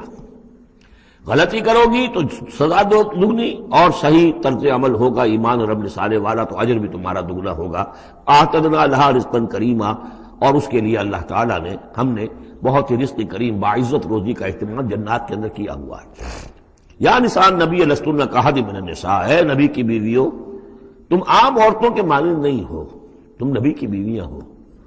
یہاں اس کو سمجھ لیجیے، مراد کیا ہے کہ تمہیں اسوہ بننا ہے امت کی تمام خواتین کے لیے تا قیامت. لستن کاحد من النساء. اب پہلی ہدایت یہ دی گئی اتقیتن فلا تخضعن بالقول. ظاہر بات ہے وہ پہلی یوں سمجھیے کہ جو بھی معاشرے کا نقشہ میں کھینچ چکا ہوں تو لوگ آتے تھے گفتگو کرتے تھے بے دھڑک. پہلی بات تو یہ آپ نے فرمائی کہ اگر تم تقوی دل میں رکھو اور لوگوں سے بات کرتے ہوئے اپنی آواز میں لوچ پیدا نہ کرو، نرمی پیدا نہ کرو۔ ظاہر بات ہے عورت کی آواز اس کے اندر مرد کے لیے کشش ہے، اور اگر کہیں طرح اس میں لوچ بھی ہو تو اگر کسی کے دل میں کوئی خباثت ہے، کوئی گندگی ہے، منافق بھی تو اسی معاشرے میں تھے نا، اور وہ تو کوئی موقع نہیں جانے دینا چاہتے تھے کوئی سکینڈل اٹھانے کا حضور کے خلاف اگر ہو جائے۔ سورہ نور میں ہم پڑھ چکے ہیں کہ حضرت عائشہ تک پر توبت لگ گئی۔ تو یہ کہ اگر فیطمع الذی فی قلبہ مرض، کہ کہیں تم تو اپنی شرافت اور مروت کی وجہ سے نرم انداز میں بات کرو، اور جس کے دل میں کوئی روگ ہے، منافقت کا روگ ہے، بیماری ہے، وہ کوئی اور ہی امید لگا لے کہ شاید ان کی کوئی توقع، شاید میں یعنی یہاں پہ اگر کوئی محنت کروں، کوشش کروں تو شاید میری دال گل جائے، کسی بری نیت اور ارادے کو دل میں پال لے۔ وَقُلْنَ قَوْلًا مَعْرُوفًا، بات کرو بڑی معروف انداز میں، لیکن انداز جو ہے اس میں وہ سختی کا ہونا چاہیے، بجائے اس کے کہ اس کے اندر وہ نرمی ہو اور شیرینی ہو۔ وَقَرْنَ فِي بُيُوتِكُنَّ، دوسری ہدایت، اپنے گھروں کے اندر قرار پکڑو، تمہارا اصل مقام جو ہے وہ گھر ہے۔ اب یہ اصول دیے جا رہے ہیں، یعنی سمجھیے کہ یہ اصلاحات جو ہو رہی ہیں، مخلوط معاشرہ نہیں ہے اسلامی معاشرہ، عورت کا اصل مقام اس کا گھر ہے، ماں کی حیثیت سے، بہن کی حیثیت سے، بیٹی کی حیثیت سے، بیوی کی حیثیت، گھر کے اندر۔ وَقَرْنَ فِي بُيُوتِكُنَّ وَلَا تَبَرَّجْنَ تَبَرُّجَ الْجَاهِلِيَّةِ الْأُولَىٰ، اور مت نکلو باہر بن سنور کر جیسے کہ جاہلیت اولا میں رواج تھا۔ جاہلیت، پچھلی جاہلیت جو تھی اسلام کے آنے سے پہلے، جو تہذیب، جو کلچر وہاں تھا، وہ طریقتکم المثلی، وہ بھی کہتے ہوں گے کہ ہمارا بڑا مثالی کلچر ہے یہ، اس کلچر کو چھوڑو۔ اور یہ جو بند سمر کر باہر نکلنے والی بات ہے کہ تبرج کہتے ہیں کہ نمایاں ہونا، یعنی عورت اگر بناؤ سگار کر کے نکلتی ہے مردوں میں تو کیا چاہتی ہے؟ وہی چاہتی ہے کہ لوگوں کی نگاہیں میری طرف اٹھے، میں توجہات کا مرکز بن جاؤں۔ یہ کام اب چھوڑ دو بالکل، اگر خدا نے خاصہ کہیں ہے بھی کسی کا کوئی پس منظر میں، تو اس کی دوسری ہدایت یہ آئی، گھروں میں قرار پکڑو، گھروں میں رہو، گھروں میں بیٹھو۔ وَقَرْنَ فِي بُيُوتِكُنَّ وَلَا تَبَرَّجْنَ تَبَرُّجَ الْجَاهِلِيَّةِ الْأُولَىٰ وَأَقِمْنَ الصَّلَاةَ وَآتِينَ الزَّكَاةَ وَأَطِعْنَ اللَّهَ وَرَسُولَهُ، اور نماز قائم کرو اور زکوٰۃ ادا کرو اور اللہ کی اور اس کے رسول کی اطاعت پر کاربند رہو۔ انما یرید اللہ لیذھب عنکم الرجس اہل البیت ویطہرکم تطہیرا، اے نبی کے گھر والوں، یا اہل البیت اب آ گیا یہاں پہ، نبی کے گھر والوں، اس سے پہلے ہم پڑھ چکے ہیں یہ اہل البیت حضرت سارہ کو خطاب کیا تھا فرشتوں نے کہ سلام ہو آپ کو اے نبی کے گھر والوں اہل البیت، اور یہاں ساری گفتگو جو ہو رہی ہے وہ حضور کے ازواج سے ہو رہی ہے۔ تو اہل بیت اصلاً ہیں حضور کی ازواج مطہرات۔ البتہ یہ ہم مانتے ہیں کہ حدیث ہے، حضور نے یہ چاہا ہے، جو آپ کو محبت تھی حضرت فاطمہ سے، حضرت علی سے اور حضرات حسنین سے رضی اللہ تعالی عنہم، آپ نے فرمایا اللہم ہؤلاء اہل بیتی، اے اللہ یہ بھی میرے اہل بیت ہے، بس یہاں پر بھی کا اضافہ کر لیجئے، کوئی حرج نہیں۔ اصل اہل بیت ازواج مطہرات ہے، لیکن اے اللہ یہ بھی میرے اہل بیت ہے۔ تو فرمایا اے نبی کے گھر والوں، یعنی اے نبی کی بیویوں، اللہ تعالیٰ یہ چاہتا ہے کہ تم سے ہر نوع کی برائی کو، گندگی کو بالکل دور کر کے تمہیں پاک اور صاف کر دے، یطہرکم تطہیرا، پوری طرح پاک اور صاف کر دے۔ کیوں؟ تمہیں اسوہ بننا ہے، تمہیں نمونہ بننا ہے۔ نمونہ تو بے داغ ہونا چاہیے، جیسے محمد رسول اللہ صلی اللہ علیہ وسلم کی شخصیت ہے، آئیڈیل پرسنالٹی، آئیڈیل، تو آئیڈیل تو بے داغ ہونا چاہیے۔ اسی طریقے سے تم جس مقام پر ہو کہ اب خواتین امت کے لیے، پوری امت مسلمہ کی عورتوں کے لیے تمہیں اسوہ بننا ہے۔ وَاذْكُرْنَ مَا يُتْلَىٰ فِي بُيُوتِكُنَّ، اور ذرا یاد کیا کرو جو کچھ کے تلاوت کی جاتی ہے تمہارے گھروں میں، من آیات اللہ، اللہ کی آیات میں سے تمہارے گھروں میں وہی اترتی ہے، محمد رسول اللہ صلی اللہ علیہ وسلم۔ بلکہ ایک خاص جو مقام ہے حضرت عائشہ کا، وہ تو حضور نے فرمایا ہے کہ کسی اور میری بیوی کے لحاف میں، جبکہ ایک ہی لحاف میں حضور بھی تھے اور حضرت عائشہ بھی تھی، تو مجھ پر وہی نازل نہیں ہوئی سوائے عائشہ کے لحاف کے۔ لحاف کے اندر بھی وہی نازل ہو رہی ہے، وہ تو دل پہ نازل ہوتی تھی، اس کے اندر تو کوئی دروازے نہیں کھولنے پڑتے تھے کہ حضرت جبریل آئے دروازہ کھولو پھر وہی لے کر آئے ہیں، وہ تو یہ کہ فرشتہ ہے اور دل پر نازل کر رہا ہے۔ تو فرمایا کہ تمہارے گھروں میں اللہ کی آیات کی تلاوت کی جا رہی ہے، والحکمہ، اور نبی کی زبان مبارک سے جو احادیث ہے جو آپ بیان کر رہے ہیں، سب سے بڑھ کر تو تمہارے سامنے آ رہی ہے حکمت نبوی، یعنی وہ جو وحی خفی ہے اس کا بھی سب سے بڑھ کر تمہارے سامنے جو ہے چرچا ہو رہا ہے۔ ان اللہ کان لطیفا خبیرا، یقین اللہ تعالیٰ بہت باریک بین ہے اور باخبر ہے۔ اب وہ آیت آ گئی ہے، آیت نمبر 35 جس کا میں نے تذکرہ کیا تھا، سورہ نور کی آیت نمبر 35، وہ ہے حقیقت ایمان پر. اللہ نور السماوات والارض مثل نورہ کمشکاۃ فیہا مصباح المصباح فی زجاجہ الزجاجۃ کأنہا کوکب دری یوقد من شجرۃ مبارکۃ زیتونۃ لا شرقیۃ ولا غربیہ یکاد زیتها یضیء ولو لم تمسسہ نار نور علی نور یہدی اللہ لنورہ من یشاء ویضرب اللہ الامثال للناس واللہ بکل شیء علیم. یہ ایک آیت ہے، بڑی آیت ہے. ایمان کی ماہیت، ایمان کی حقیقت، ایمان کے اجزاء ترکیبی. اب اس ایمان کا ظہور جو انسانی شخصیت میں ہوتا ہے، اور اس کو اب یہاں پہ 10 صفات جو ہے گنوائی گئی ہیں، لیکن چونکہ یہاں پہ اس سورہ مبارکہ کا بھی اور سورہ نور کا بھی جیسا کہ ان دونوں کا مضمون یہ ہے کہ وہ جو معاشرتی اصلاح ان میں خواتین جو ہیں ان کے مسائل کو خاص طور پہ لایا جا رہا ہے. تو عام طور پر تو قرآن میں یہ ہے کہ جو حکم بھی ہے وہ مذکر کے صیغے میں آ جاتا ہے، مردوں سے خطاب کر کے، لیکن عورتیں بھی اس کی مخاطب ہیں. اسے برسبیل تغلیب کہتے ہیں. قاعدہ ہے کہ بظاہر خطاب ہے اقیم الصلاۃ، مذکر کا صیغہ ہے، لیکن یہ خطاب جو ہے یہ عورتوں سے بھی ہے. اللہ یہ کہ ابھی ہم نے پڑھا اقیمنا الصلاۃ، یہ یہاں مؤنث کے اس میں بھی آ گیا، لیکن عام طور پر قرآن میں جو آیا ہے وہ تو مذکر کا صیغہ ہے. لیکن یہاں آپ دیکھیں گے کہ ان کیفیات کو اور خصوصیات کو جو ایمان کے ثمرات اور نتائج ہیں ان کو دہرا کر مردوں اور عورتوں کے لیے علیحدہ علیحدہ بالکل پوری صراحت کے ساتھ. ان المسلمین والمسلمات، یقیناً مسلمان مرد اور مسلمان عورتیں، یعنی اطاعت کر لینے والی، سر تسلیم قلب کرنے والے مرد اور عورتیں. والمومنین والمومنات، اور مومن مرد اور مومن عورتیں. والقانتین والقانتات، اور فرما بردار مرد اور فرما بردار عورتیں. والصادقین والصادقات، اور راست باز مرد اور راست باز عورتیں. صدق قول بھی، صدق مقال اور صدق عمل، صدق کردار. والصابرین والصابرات، اور صبر کرنے والے مرد اور صبر کرنے والی عورتیں. والخاشعین والخاشعات، اور اللہ کے سامنے جھکے رہنے والے مرد اور جھکے رہنے والی عورتیں. والمتصدقین والمتصدقات، اور اللہ کے لیے صدقہ دینے والے مرد اور صدقہ دینے والی عورتیں. والصائمین والصائمات، اور روزہ رکھنے والے مرد اور روزہ رکھنے والی عورتیں. والحافظین فروجہم والحافظات، اور اپنے شرمگاہوں کی حفاظت کرنے والے مرد اور اپنی شرمگاہوں کی حفاظت کرنے والی عورتیں. والذاکرین اللہ کثیرا والذاکرات، اور کثرت کے ساتھ اللہ کا ذکر کرنے والے مرد اور ذکر کرنے والی عورتیں. اعد اللہ لہم مغفرۃ واجرا عظیما، اللہ تعالیٰ نے ان سب کے لیے مغفرت اور بہت بڑا اجر تیار کر رکھا ہے. اللہم ربنا اجعلنا منہم، اللہم ربنا اجعلنا منہم. اب وہ مسئلہ آ رہا ہے کہ جس کی تمہید ہوئی تھی پہلے رکوع میں، حضرت زینب رضی اللہ تعالیٰ عنہ سے حضور کی شادی کا معاملہ، اور اس سے پہلے حضور کے کہنے کی وجہ سے حضرت زینب کا نکاح جو حضرت زید ابن حارثہ سے ہوا. پھر زید ابن حارثہ رضی اللہ تعالیٰ عنہ نے جو ان کو طلاق دینی چاہیے. پھر حضور کے دل میں جو یہ خیال ہوا کہ میں نے پہلے تو حکم دے کر نکاح پر مجبور کیا، اب اگر یہ داغ لگ جاتا ہے زینب کو تو گویا کہ پھر تو ایک ہی شکل رہ جائے گی اس کی دل جوئی کی، تلافی کی، کہ میں خود نکاح کروں. اب میں خود نکاح کروں گا تو چونکہ زید میرا منہ بولا بیٹا رہا ہے پہلے، ایک طوفان اٹھ کھڑا ہوگا. حالانکہ اس میں بات کوئی نہیں تھی، لیکن یہ کہ حضور نے اس کی وجہ سے یہ سمجھا کہ یہ مصلحت کے خلاف ہوگا. تو اسی گویا کہ آپ اسی ششپنج میں تھے کہ یہ آیات نازل ہو گئی. پہلی آیت میں تذکرہ ہے اس کا کہ جو حضور کے کہنے کی بنا پر حضرت زینب اور ان کے بھائی آمادہ ہوئے نکاح پر، ورنہ وہ آمادہ نہیں تھے زید بن حارثہ سے نکاح پر. وما كان لمؤمن ولا مؤمنة اذا قضى الله ورسوله امرا ان يكون لهم الخيرة من امرهم. یہ کسی بھی مومن مرد اور کسی بھی مومن عورت کے لیے یہ روا نہیں ہے کہ جب اللہ اور اس کا رسول کسی شے کا فیصلہ کر دیں تو پھر بھی انہیں یہ خیال ہو کہ ہمارے پاس آپشن باقی ہے، ہمیں اختیار حاصل ہے.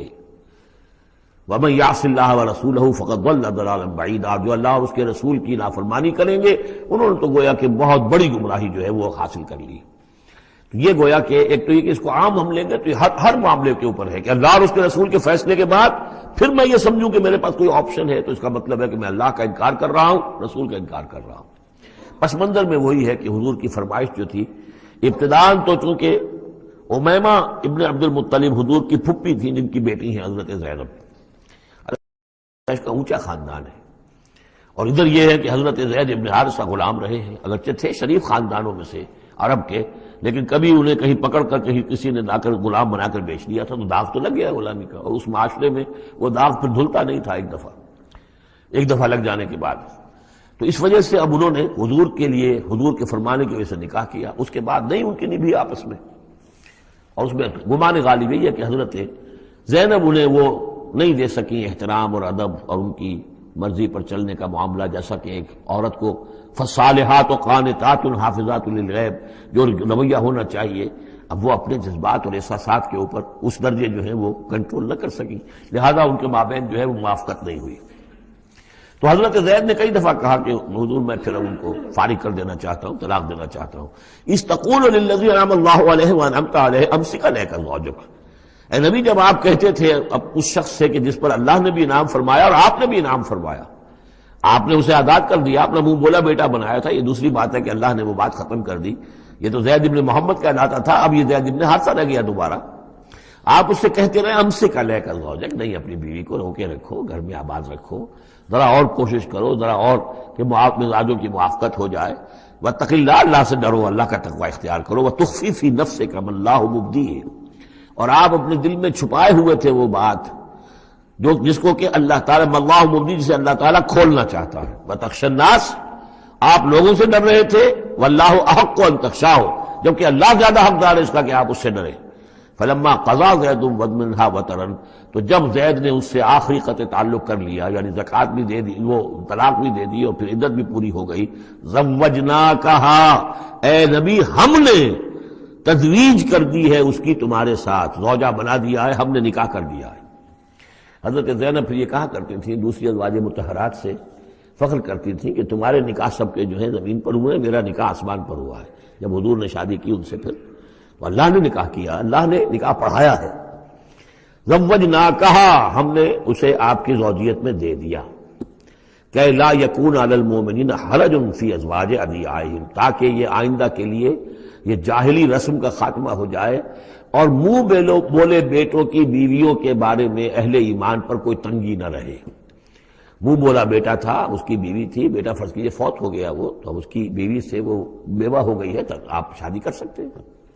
اسی طریقے سے اگر وہ اس کو طلاق دے دی ہے شادی کر سکتا ہے. یہ محرمات ابدیہ میں سے نہیں ہے. محرمات ابدیہ کی فہرست سورہ نساء کے اندر آ چکی ہے. وکان امر اللہ مفعولا، اور یہ تو اللہ کا وہ فیصلہ تھا کہ جو بہرحال پورا ہو کر رہنا تھا. یعنی یہ سب کچھ جو ہوا ہے نبی، اس میں بھی ہماری حکمت تھی، مصلحت تھی. کسی اور کے ذریعے سے یہ بات ہوتا تو یہ رسم ٹوٹتی نہ. بعض چیزیں رسمیں ایسی ہوتی ہیں کہ اتنی گہری ہوتی ہیں، ان کے اوپر لوگوں کا اتنا جو وثوق ہوتا ہے، یہ تو جب تک آپ کے ذریعے سے یہ رسم جو ہے غلط نہ ٹوٹتی تو اس کے ٹوٹنے کا امکان نہیں تھا. ہم نے اس کے لیے یہ سارا معاملہ کیا ہے. ما کان علی النبی من حرج فیما فرض اللہ لہ، نبی پر کوئی حرج نہیں ہے، کوئی مضائقہ نہیں ہے اس چیز میں جو اللہ نے اس کے اوپر عائد کر دی ہے، فرض کر دی ہے. سنت اللہ فی الذین خلوا من قبل، اور یہ اللہ کا وہ طریقہ ہے جو ان لوگوں کے بارے میں رہا جو پہلے گزر چکے. اللہ کے نبیوں کے ساتھ، رسولوں کے ساتھ اللہ کا یہی معاملہ رہا ہے. وکان امر اللہ قدرا مقدورا، اور یہ تو اللہ کا وہ معاملہ تھا کہ جو گویا کہ طے تھا، مقرر ہو چکا تھا، ہماری مشیت میں یہ پہلے سے طے تھا. الذین یبلغون رسالات اللہ، ہے وہ اللہ کے نبی کہ جو ہم اللہ کے پیغامات کو پہنچانے پر مامور ہوتے ہیں. وَيَخْشَوْنَهُ، اور صرف اسی سے ڈرتے ہیں. وَلَا يَخْشَوْنَ أَحَدًا إِلَّا اللَّهُ، اور نہیں ڈرتے کسی اور سے اللہ کے سوا. وَكَفَى بِاللَّهِ حَسِيبًا، اور اللہ تعالیٰ کافی ہے کفایت کرنے والا یا حساب لینے والا. مَا كَانَ مُحَمَّدٌ أَبَا أَحَدٍ مِّن رِجَالِكُمْ، دیکھو محمد تم میں سے کسی مرد کے باپ نہیں ہے. حضور کو اللہ تعالیٰ نے اولاد نرینہ نہیں دی، جو دی تھی بچپن ہی میں اسے اٹھا لیا. آخری عمر میں بھی یہ سمجھیے کہ حضرت ان کا نام کیا تھا، ماریہ قبطیہ، ان کے بطن سے حضرت ابراہیم کی ولادت ہوئی ہے. اور یہ ایک عجیب مسئلہ ہے کہ حضرت ابراہیم کے عقد میں یا آپ کے نکاح میں آئیں ہاجرہ، وہ بھی مصر کی تھیں جن سے اسماعیل کی ولادت ہوئی. اسماعیل کی نسل میں حضور ہیں صلی اللہ علیہ وسلم. پھر مصر ہی سے ماریہ قبطیہ آ رہی ہیں، اور ان کے بطن سے جو بیٹا ہوا اس کا نام حضور نے ابراہیم رکھا. اور حضور کو بہت محبوب بھی تھا، لیکن وہ بہت ہی چھوٹا ہستا تھا، بچپن میں ہی فوت ہو گیا ہے، اور حضور کو اس کا افسوس بھی ہوا. یا ابراہیم انا لفراقک محزونون، یا ابراہیم ہم تمہاری جدائی سے بڑے محزون ہیں، ہمیں رنج ہے. بہرحال ما کان محمد ابا احد من رجالکم، تمہارے مردوں میں سے کسی کے باپ نہیں ہے. یہ زید ابن حارثہ کے باپ نہیں ہے. زید بن حارثہ منہ بولا بیٹا تھا، اب جب کہ ہم نے حکم نازل کر دیا ہے اب وہ سلسلہ منقطع ہو گیا۔ ولیکن رسول اللہ و خاتم النبیین، بلکہ یہ اللہ کے رسول ہیں اور نبیوں کی مہر ہیں۔ اب نبوت ختم ہو رہی ہے ان پر، اب کوئی نبی آنے والا نہیں، لہذا جتنی بھی رسومات جاہلیت کی تھیں اگر ان کے ذریعے سے وہ ختم نہ ہو تو پھر کس کے ذریعے سے ختم ہوگی؟ یہ ہے اس میں جو دلیل مضمر ہے کہ یہ جو کڑوا گھونٹ ہے محمد صلی اللہ علیہ وسلم تو آپ کو کرنا ہی تھا، اس لیے کہ یہ جاہلانہ رسمیں جو ہیں اگر آپ اس کے اندر یہ اقدام نہ کرتے اور آپ نے اپنے منہ بولے بیٹے کی بیوی سے اگر شادی نہ کی ہوتی تو یہ رسم ختم نہیں ہو سکتی تھی۔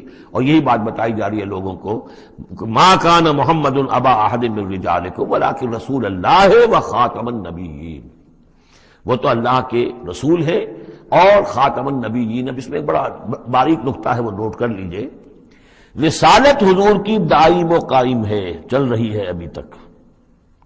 فرق صرف یہ ہے کہ اس وقت تک براہ راست آپ بنفس نفیس اپنی رسالت کے فرائض ادا کر رہے تھے، اب بائی پروکسی ہے، اب امت کے ذریعے سے ہے، جو بھی آپ کے امتی ہیں، جو بھی دین کے خادم ہیں، جو بھی قرآن کے پیغام کو پہنچا رہے ہیں، جہاں تک پہنچا رہے ہیں وہ رسالت محمدی کا پیغام پہنچ رہا ہے، رسالت محمد کی ہے صلی اللہ علیہ وسلم۔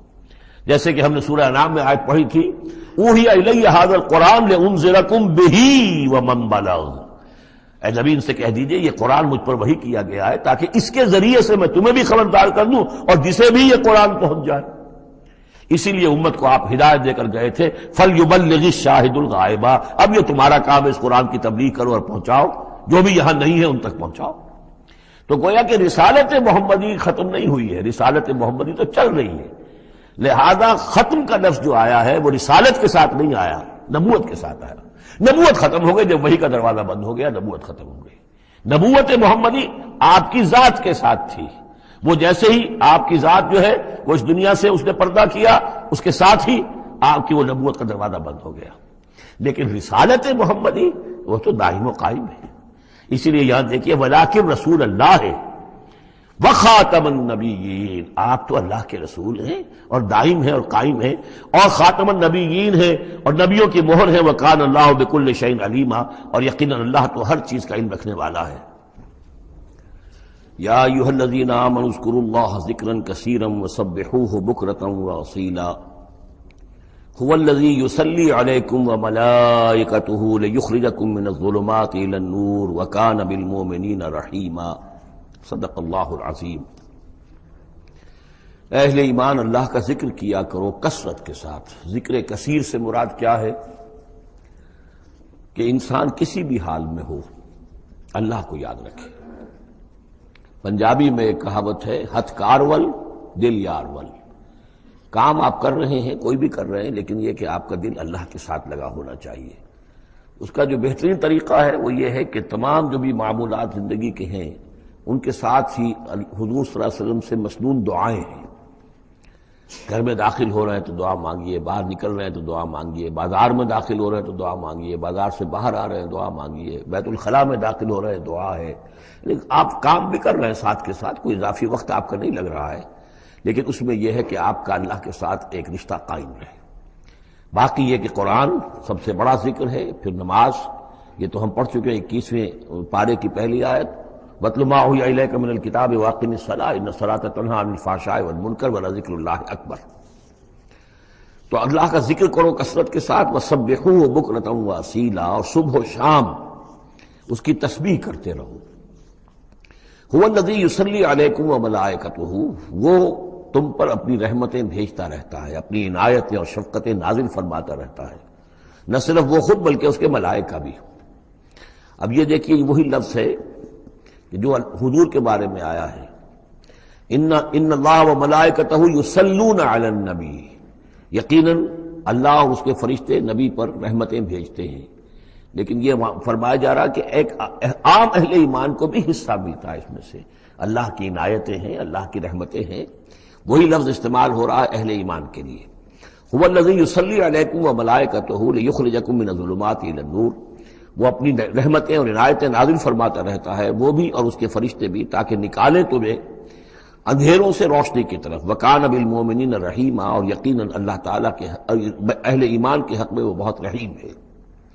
تحیتہم یوم یلقونہ سلام، ان کی دعا جو ہے جس روز کہ وہ اللہ سے ملیں گے ہوگا سلام، وعد لہم اجرا قریبا، اور اللہ تعالیٰ نے ان کے لیے بہت باعزت اجر فراہم کیا ہوا ہے۔ یا ایھا النبی انا ارسلناک شاہدا ومبشرا ونذیرا وداعیا الی اللہ باذنہ وسراجا منیرا۔ اے نبی، اب یہاں نوٹ کیجئے، اے نبی ہم نے بھیجا ہے آپ کو۔ یہ نبوت اور رسالت کا کے درمیان جو ربط و تعلق ہے وہ بھی یہاں پر واضح ہو جائے گا۔ جیسے جس کسی شخص نے CSP کا امتحان پاس کر لیا، اب اس کی اپوائنٹمنٹ ہوتی ہے کسی جگہ پر، جاؤ وہاں پر DC لگو یا وہاں کوئی اور عہدہ جو ہے، ایک ہے اپوائنٹمنٹ، ایک ہے کاڈر۔ نبوت کاڈر ہے، اس کاڈر میں جو آ گئے ہیں اب ان کو جن کو اللہ ان میں سے چاہتا ہے اپوائنٹ کرتا ہے کسی خاص قوم کی طرف، کسی خاص علاقے کی طرف، تو اس اپوائنٹمنٹ کے بعد وہ اب رسول ہے۔ یا ایھا النبی، اے نبی، اسی لیے کہا جاتا ہے کہ حضور کی نبوت کا ظہور جو ہوا ہے وہ پہلی وحی سے۔ وہ سورہ علق کی 5 آیتیں، اقرأ بسم ربک الذی خلق، خلق الانسان من علق، اقرأ وربک الاکرم الذی علم بالقلم، علم الانسان ما لم یعلم۔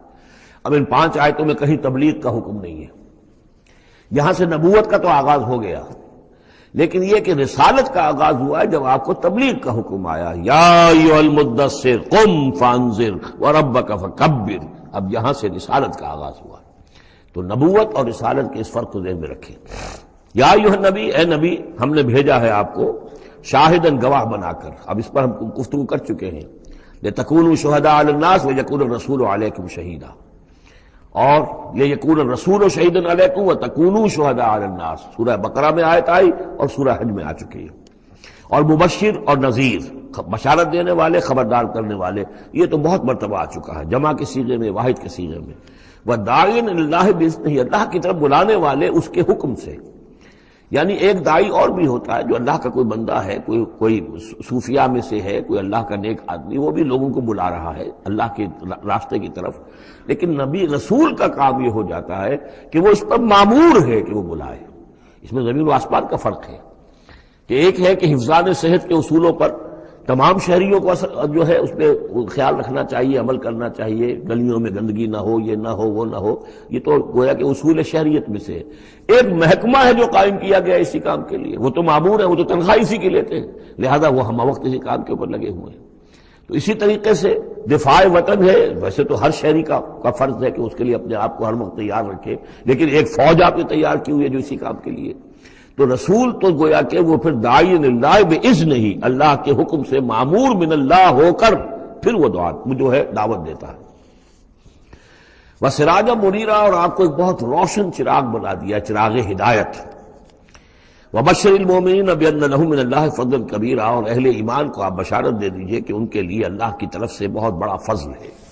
ولا تطع الکافرین والمنافقین ودع اذاہم، اور آپ ان کافروں اور منافقوں کی باتیں نہ مانیے، ان کی طرف دھیان بھی مت دیجیے۔ ودع اذاہم، اور وہ جو کچھ بھی اذیت آپ کو دینا چاہ رہے ہیں، تکلیف پہنچا رہے ہیں، کوفت پہنچا رہے ہیں، دفع کیجیے ان کی ایذاؤں کو۔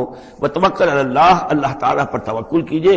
وکفیٰ باللہ وکیلا، اللہ کافی ہے آپ کے لیے سہارا، اور آپ کی مدد کرنے کے لیے اللہ کافی ہے۔ یہ کچھ نہیں بگاڑ سکیں گے، جو چاہیں اسکینڈلز اٹھا لیں، جو چاہیں آپ کے خلاف سازشیں کر لیں، آپ کا بال بیکا نہیں کر سکیں گے۔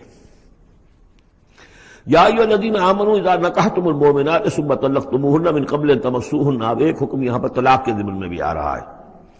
پہلے آ چکا ہے کہ اگر نکاح ہو چکا ہے کسی سے اور کوئی مہر مقرر نہیں ہوا تھا، لیکن پھر بھی طلاق اگر دے دی ہے تو بہرحال اسے کچھ نہ کچھ مہر جو ہے وہ اس کو کچھ نہ کچھ دے دلا کے رخصت کرنا چاہیے، اور اگر ملاقات سے قبل نکاح دی ہے، مہر طلاق دے دی ہے، مہر مقرر ہو چکا تھا تو آدھا مہر دینا ہوگا۔ اب یہاں مسئلہ آ رہا عدت کا۔ یا ایھا الذین آمنوا، اہل ایمان، اذا نکحتم المؤمنات، جب تم مومن خواتین سے نکاح کرو، ثم طلقتموہن من قبل ان تمسوہن، پھر کوئی سبب ایسا ہو جائے کہ اس سے پہلے کہ تمہاری ان سے ملاقات ہو، تم انہیں چھو، انہیں تم طلاق دے دو، فما لکم علیہن من عدت تعتدونہا، تو پھر تمہارا کوئی حق نہیں ہے کہ وہ عورت جو ہے عدت کرے اور اس کو تم عدت پوری کرواؤ اس لیے کہ تمہاری ملاقات ہی نہیں ہوئی، کوئی سوال ہی پیدا نہیں ہوتا کہ اس کے رحم میں کوئی بچہ جو ہے اللہ تعالیٰ نے اس کو تخلیق فرما دیا ہو۔ لہذا عدت تو اس لیے ہوتی ہے کہ یہ بات پوری طریقے سے واضح ہو جائے کہ اس معاملے میں سابق شوہر سے کسی کے اس کے متن میں کوئی کسی کا حمل نہیں ہے۔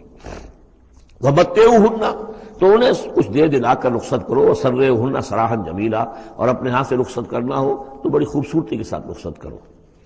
یا ایھا النبی انا احللنا لک ازواجک اللاتی آتیت اجورہن، اے نبی ہم نے آپ کے لیے حلال ٹھہرایا ہے آپ کی ان تمام ازواج مطہرات کو جنہیں آپ نے باقاعدہ مہر دیا ہے۔ وما ملکت یمینک، اسی طرح جو آپ کی ملک یمین ہے، بانیاں ہیں، لونڈیے ہیں، مما افاء اللہ علیک، جو اللہ تعالیٰ نے آپ کو فے کے طور پر دے دی ہوں۔ جیسے آپ کو معلوم ہے کہ یہ ماریہ قبطیہ جو آئی تھی رضی اللہ تعالی عنہ، یہ بھی جو مقوقس تھا مصر کا، اس کا حکمران، اس نے ہدیے کے طور پر بھیجی تھی۔ وہ بناتے امنے کا، وہ بناتے اماتے کا، اسی طرح آپ کے لیے نکاح کرنا جائز ہے اپنی چچا کی بیٹیوں سے اور اپنی پھپھیوں کی بیٹیوں سے، وہ بناتے خالے کا اور اپنے ماموں کی بیٹیوں سے، وہ بناتے خالات کا، اپنی خالاؤں کی بیٹیوں سے، اللاتی ہاجرن معک، جنہوں نے آپ کے ساتھ ہجرت کی ہے۔ وامرأۃ مومنۃ، اسی طرح ایک مومن عورت، وہ بھی آپ کے لیے حلال ہے کہ آپ اس سے نکاح کریں۔ ان وہبت نفسہا للنبی، اگر وہ ہبہ کر دیتی ہے اپنا نفس نبی کو، یعنی وہ مہر بھی نہیں مانگتی، وہ کہتی کہ میں اپنے آپ کو ہبہ کر رہی ہوں۔ ان اراد النبی ان یستنکحھا، اگر نبی کا ارادہ ہو کہ وہ ان سے نکاح کرے۔ خالصۃ لک من دون المؤمنین، یہ جو ہے رعایت آپ کو دی گئی ہے تمام اہل ایمان سے علیحدہ رکھ کر، یعنی تمام اہل ایمان کے لیے زیادہ زیادہ 4 کی قید ہے، لیکن آپ کے لیے یہ سب جو آپ کے گھروں میں آباد ہیں یہ سب جائز ہے، ان میں سے کسی کو بھی آپ طلاق نہیں دیں گے، اور 4 کی جو قید ہے وہ آپ پر نہیں ہے۔ قد علمنا ما فرضنا علیہم من ازواجہم، ہمیں خوب معلوم ہے کہ ہم نے عام مسلمانوں پر کیا کیا چیزیں ان کی بیویوں کے ضمن میں فرض کی ہیں، لازم کی ہیں، کہ ایک وقت میں 4 سے زیادہ کا نکاح نہیں ہو سکتا۔ وما ملکت ایمانہم، اسی طریقے سے جو ان کی لونیاں اور باندیاں ہیں ان کے بارے میں بھی ہم نے کیا کیا قواعد و ضوابط کا انہیں پابند کیا ہے، لکہ لا یکون علیک حرج، تاکہ آپ پر کوئی تنگی نہ ہو، وکان اللہ غفور الرحیم، اللہ غفور الرحیم ہے۔ اصل میں حضور کا جو تعدد ازدواج کا معاملہ، اس میں کئی مصلحتیں تھیں۔ ایک مسئلہ تو یہ بھی تھی، مسئلہ یہ کہ حضرت عائشہ صدیقہ رضی اللہ تعالی عنہا سے نکاح کی تو مسئلہ سب سے بڑی یہ سامنے آتی ہے کہ ان کا وہ بیوہ ہو گئی ہیں جبکہ ابھی جوان تھی، وہ 18 برس کی عمر تھی جبکہ بیوہ ہو گئی ہیں، لیکن انہیں پھر طویل وقت ملا ہے، وہ معلمہ امت بن گئی ہیں۔ خواتین کے لیے تو وہی معلمہ ہے، جو بھی زن و شو کے تعلقات ہوتے ہیں اس میں خواتین آ کر مسئلہ پوچھتی تھی تو ام المومنین صدیقہ رضی اللہ تعالیٰ انہیں بتاتی تھی۔ تو طویل امت، اس لیے کہ امت کے لیے تعلیم کا کوئی اور نظام تو نہیں تھا۔ اسی طرح عرب کا جو معاشرہ تھا، قبائلی معاشرہ تھا، اس میں یہ ہوتا تھا کہ کوئی بڑی شخصیت جو ہے اس کے دوسرے جو قبائل ہیں ان کے سرداروں وغیرہ سے کوئی رشتہ داری اگر ہو جائے تو اس سے بھی ایک تقویت حاصل ہوتی تھی اس نظام کو۔ تو یہ مختلف اسباب سے حضور کے لیے خاص طور پر یہ رعایت جو ہے کی گئی ہے کہ جو عام مسلمانوں کے لیے نہیں ہے۔ وکان اللہ غفور الرحیم، یقین اللہ غفور الرحیم ہے۔ ترجی من تشاء منہن وتؤوی الیہ من تشاء، اور پھر یہ بھی کہ آپ کر سکتے ہیں کہ ان میں سے جس کو چاہیں ذرا اپنے سے دور کر دیں اور جس کو چاہیں اپنے قریب لے آئیں، یعنی وہ مساوات بھی حضور پر لازم نہیں تھی، اگرچہ حضور نے کی ہے لیکن وہ مساوات حضور پر لازم نہیں تھی، اس لیے کہ آپ کو یہ اجازت دی گئی تھی کہ اگر اپنی ازواج مطہرات میں سے کسی کو ذرا فاصلے پر کر دیں، ذرا اس سے اپنا وقت وغیرہ دینا کم کر دیں تو کوئی حرج نہیں تھا، آپ پر کوئی اس کی ملامت نہیں تھی اللہ کی طرف سے۔ کسی کو زیادہ آپ اپنے پاس رکھیں یا زیادہ اس کے پاس ٹھہرے تو اس میں بھی کوئی پابندی آپ پر نہیں تھی۔ صاف اجازت دی گئی ہے، ترجی من تشاء، جو دور ذرا کر دے اپنے سے جس کو چاہے، وتؤوی الیک من تشاء، اور جس کو چاہے اپنے پاس قریب کر لو، ومن ابتغیت ممن عزلت، اور جسے آپ نے کہیں ذرا سا اپنے سے پرے کر دیا ہو اگر انہیں دوبارہ قریب اپنے لانا چاہو فلا جناح علیک، تو اس میں بھی آپ پر کوئی حرج نہیں ہے۔ ذالک ادنیٰ ان تقر اعینہن، یہ زیادہ قریب تر ہے اس سے کہ ان کی آنکھیں بھی ٹھنڈی رہیں، ولا یحزن، اور وہ رنجیدہ نہ ہوں، یعنی ایسا نہ ہو کہ کسی اپنی زوجہ محترمہ سے آپ ذرا زیادہ دیر کے لیے جو ہے وہ دور رہیں، ایسا بھی نہیں ہونا چاہیے، ان کی بھی آنکھوں کی ٹھنڈک رہنی چاہیے۔ وَيَرْضَيْنَ بِمَا آتَيْتَهُنَّ كُلَّهُنَّ، اور تاکہ وہ سب کی سب راضی رہیں ان چیزوں سے جو آپ انہیں دیتے ہیں۔ حضور کا معاملہ یہ تھا کہ آپ نے کامل مساوات برتی ہے، ناپ تول کے ساتھ، نان نفقہ سب کا برابر، وقت اپنا سب کے ساتھ برابر، باریاں مقرر ہیں اور باریوں پر ہی آپ سب شب باشی فرماتے تھے، آج ان کے پاس ہے، کل ان کے پاس ہے، پرسوں ان کے پاس ہے۔ ایک وقت آپ نے رکھا تھا جب مدینے میں آپ ہوتے تھے تو عصر اور مغرب کے درمیان چند منٹ کے لیے، 5-5 7-7 منٹ کے لیے آپ سب کے ہاں ہو آتے تھے تاکہ سب سے اس روز کی ملاقات ہو جائے۔ باقی یہ ہے کہ شام کو شب باشی، ظاہر بات ہے رات کو کہ ایک کے ہاں ہوتی تھی۔ اور ہر چیز کے اندر جو ہے حضور نے صلی اللہ علیہ وسلم پوری مساوات کی ہے. اور اس پر بھی آپ کہتے تھے اللہم ھذا قسمی فیما املک، اے اللہ جو چیزیں میرے اختیار میں ہیں، جن میں ناپ تول ہو سکتا ہے اس میں تو میں نے برابر کی تقسیم کر دی ہے. فلا تلمنی فیما تملک ولا املک، تو اللہ مجھے اس پر ملامت نہ ہو کہ جو میرے اختیار میں نہیں بلکہ تیرے اختیار میں، یعنی میرا دلی رجحان اگر ان میں سے کسی ایک طرف زیادہ ہے تو ظاہر بات ہے انسان کو اس کے اوپر اختیار نہیں ہے. اور یہ سورہ نساء میں آ بھی چکا ہے کہ یہ معاملہ تو تم چاہو بھی تو اس میں تمہارے لیے ممکن ہی نہیں ہے کہ اس قلبی رجحان کو بھی برابر تقسیم کر سکو، یہ تمہارے اختیار میں نہیں ہے. تو ظاہر بات ہے اس کے اوپر اللہ تعالیٰ کی طرف سے بات پرس بھی نہیں ہے. واللہ یعلم ما فی قلوبکم، اللہ جانتا ہے جو کچھ کہ تمہارے دلوں میں ہے. وقال اللہ علیما حکیما، اللہ علیم اور حکیم ہے. لا یحل لک النساء من بعد، لیکن اب اس کے بعد جتنے بھی نکاح آپ کر چکے ہیں اب آپ کے لیے کوئی اور نکاح کرنا جائز نہیں ہے. یہ صورتحال بس اب فل سٹاپ لگ گیا ہے. اب نہ تو ان میں سے کسی کو آپ طلاق دیں گے اور نہ ہی مزید کوئی شادی کریں گے. ولا ان تتبدل بهن من ازواج، اور نہ یہ کہ آپ ان میں سے کسی کی جگہ کسی اور کو لائیں گے. ولو اعجبک حسنهن، خواہ آپ کو وہ بہت پسند بھی آئی ہو. اگر کسی خاتون کی طرف آپ کی رغبت ہو بھی گئی ہو بربنائے طبع بشری تو اب آپ کو مزید نکاح کی اجازت نہیں ہے. دیکھیے قرآن مجید صاف صاف بات کرتا ہے، خود حضور نے صاف بات کی ہے. مجھے تمہاری اس دنیا سے دو ہی چیزیں پسند ہیں یا شاید تین چیزیں پسند ہیں. ایک تو یہ کہ خوشبو پسند ہے، ایک عورتیں مجھے پسند ہیں.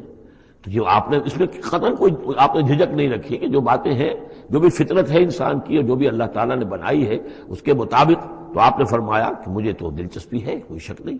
وَلَوْ أَعْجَبَكَ حُسْنُهُنَّ، اگرچہ کوئی آپ کو زیادہ ہی پسند آ جائے لیکن یہ کہ اب آپ کو اجازت نہیں ہے نکاح کی. إِلَّا مَا مَلَكَتْ يَمِينُكَ، سوائے اس کے کہ جو آپ کی باندھی ہو، کوئی لوڈی ہو، کسی جنگ میں اگر وہ معاملہ ہو جاتا ہے تو اس کا معاملہ علیحدہ ہے. یہ نکاح کا معاملہ ہے.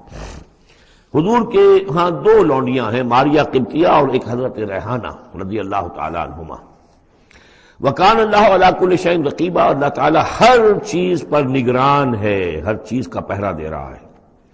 یا ایھا الذین آمنوا لا تدخلوا بیوت النبی الا ان یؤذن لکم. اب دیکھیے جو ہم سورہ نور میں پڑھ آئے ہیں کہ اے مسلمانوں تم کسی گھر کے اندر داخل نہ ہو جب تک کہ تمہیں حتیٰ تستانسوا ویؤذن لکم، اور اجازت نہ تمہیں مل جائے اور تم ان سے جو ہے پہلے بات چیت کرو، اذن لے کر داخل ہو. یہ سورہ نور میں آیت نمبر 27 اور 28، حتیٰ تستانسوا، اور 28 میں آیا یؤذن لکم.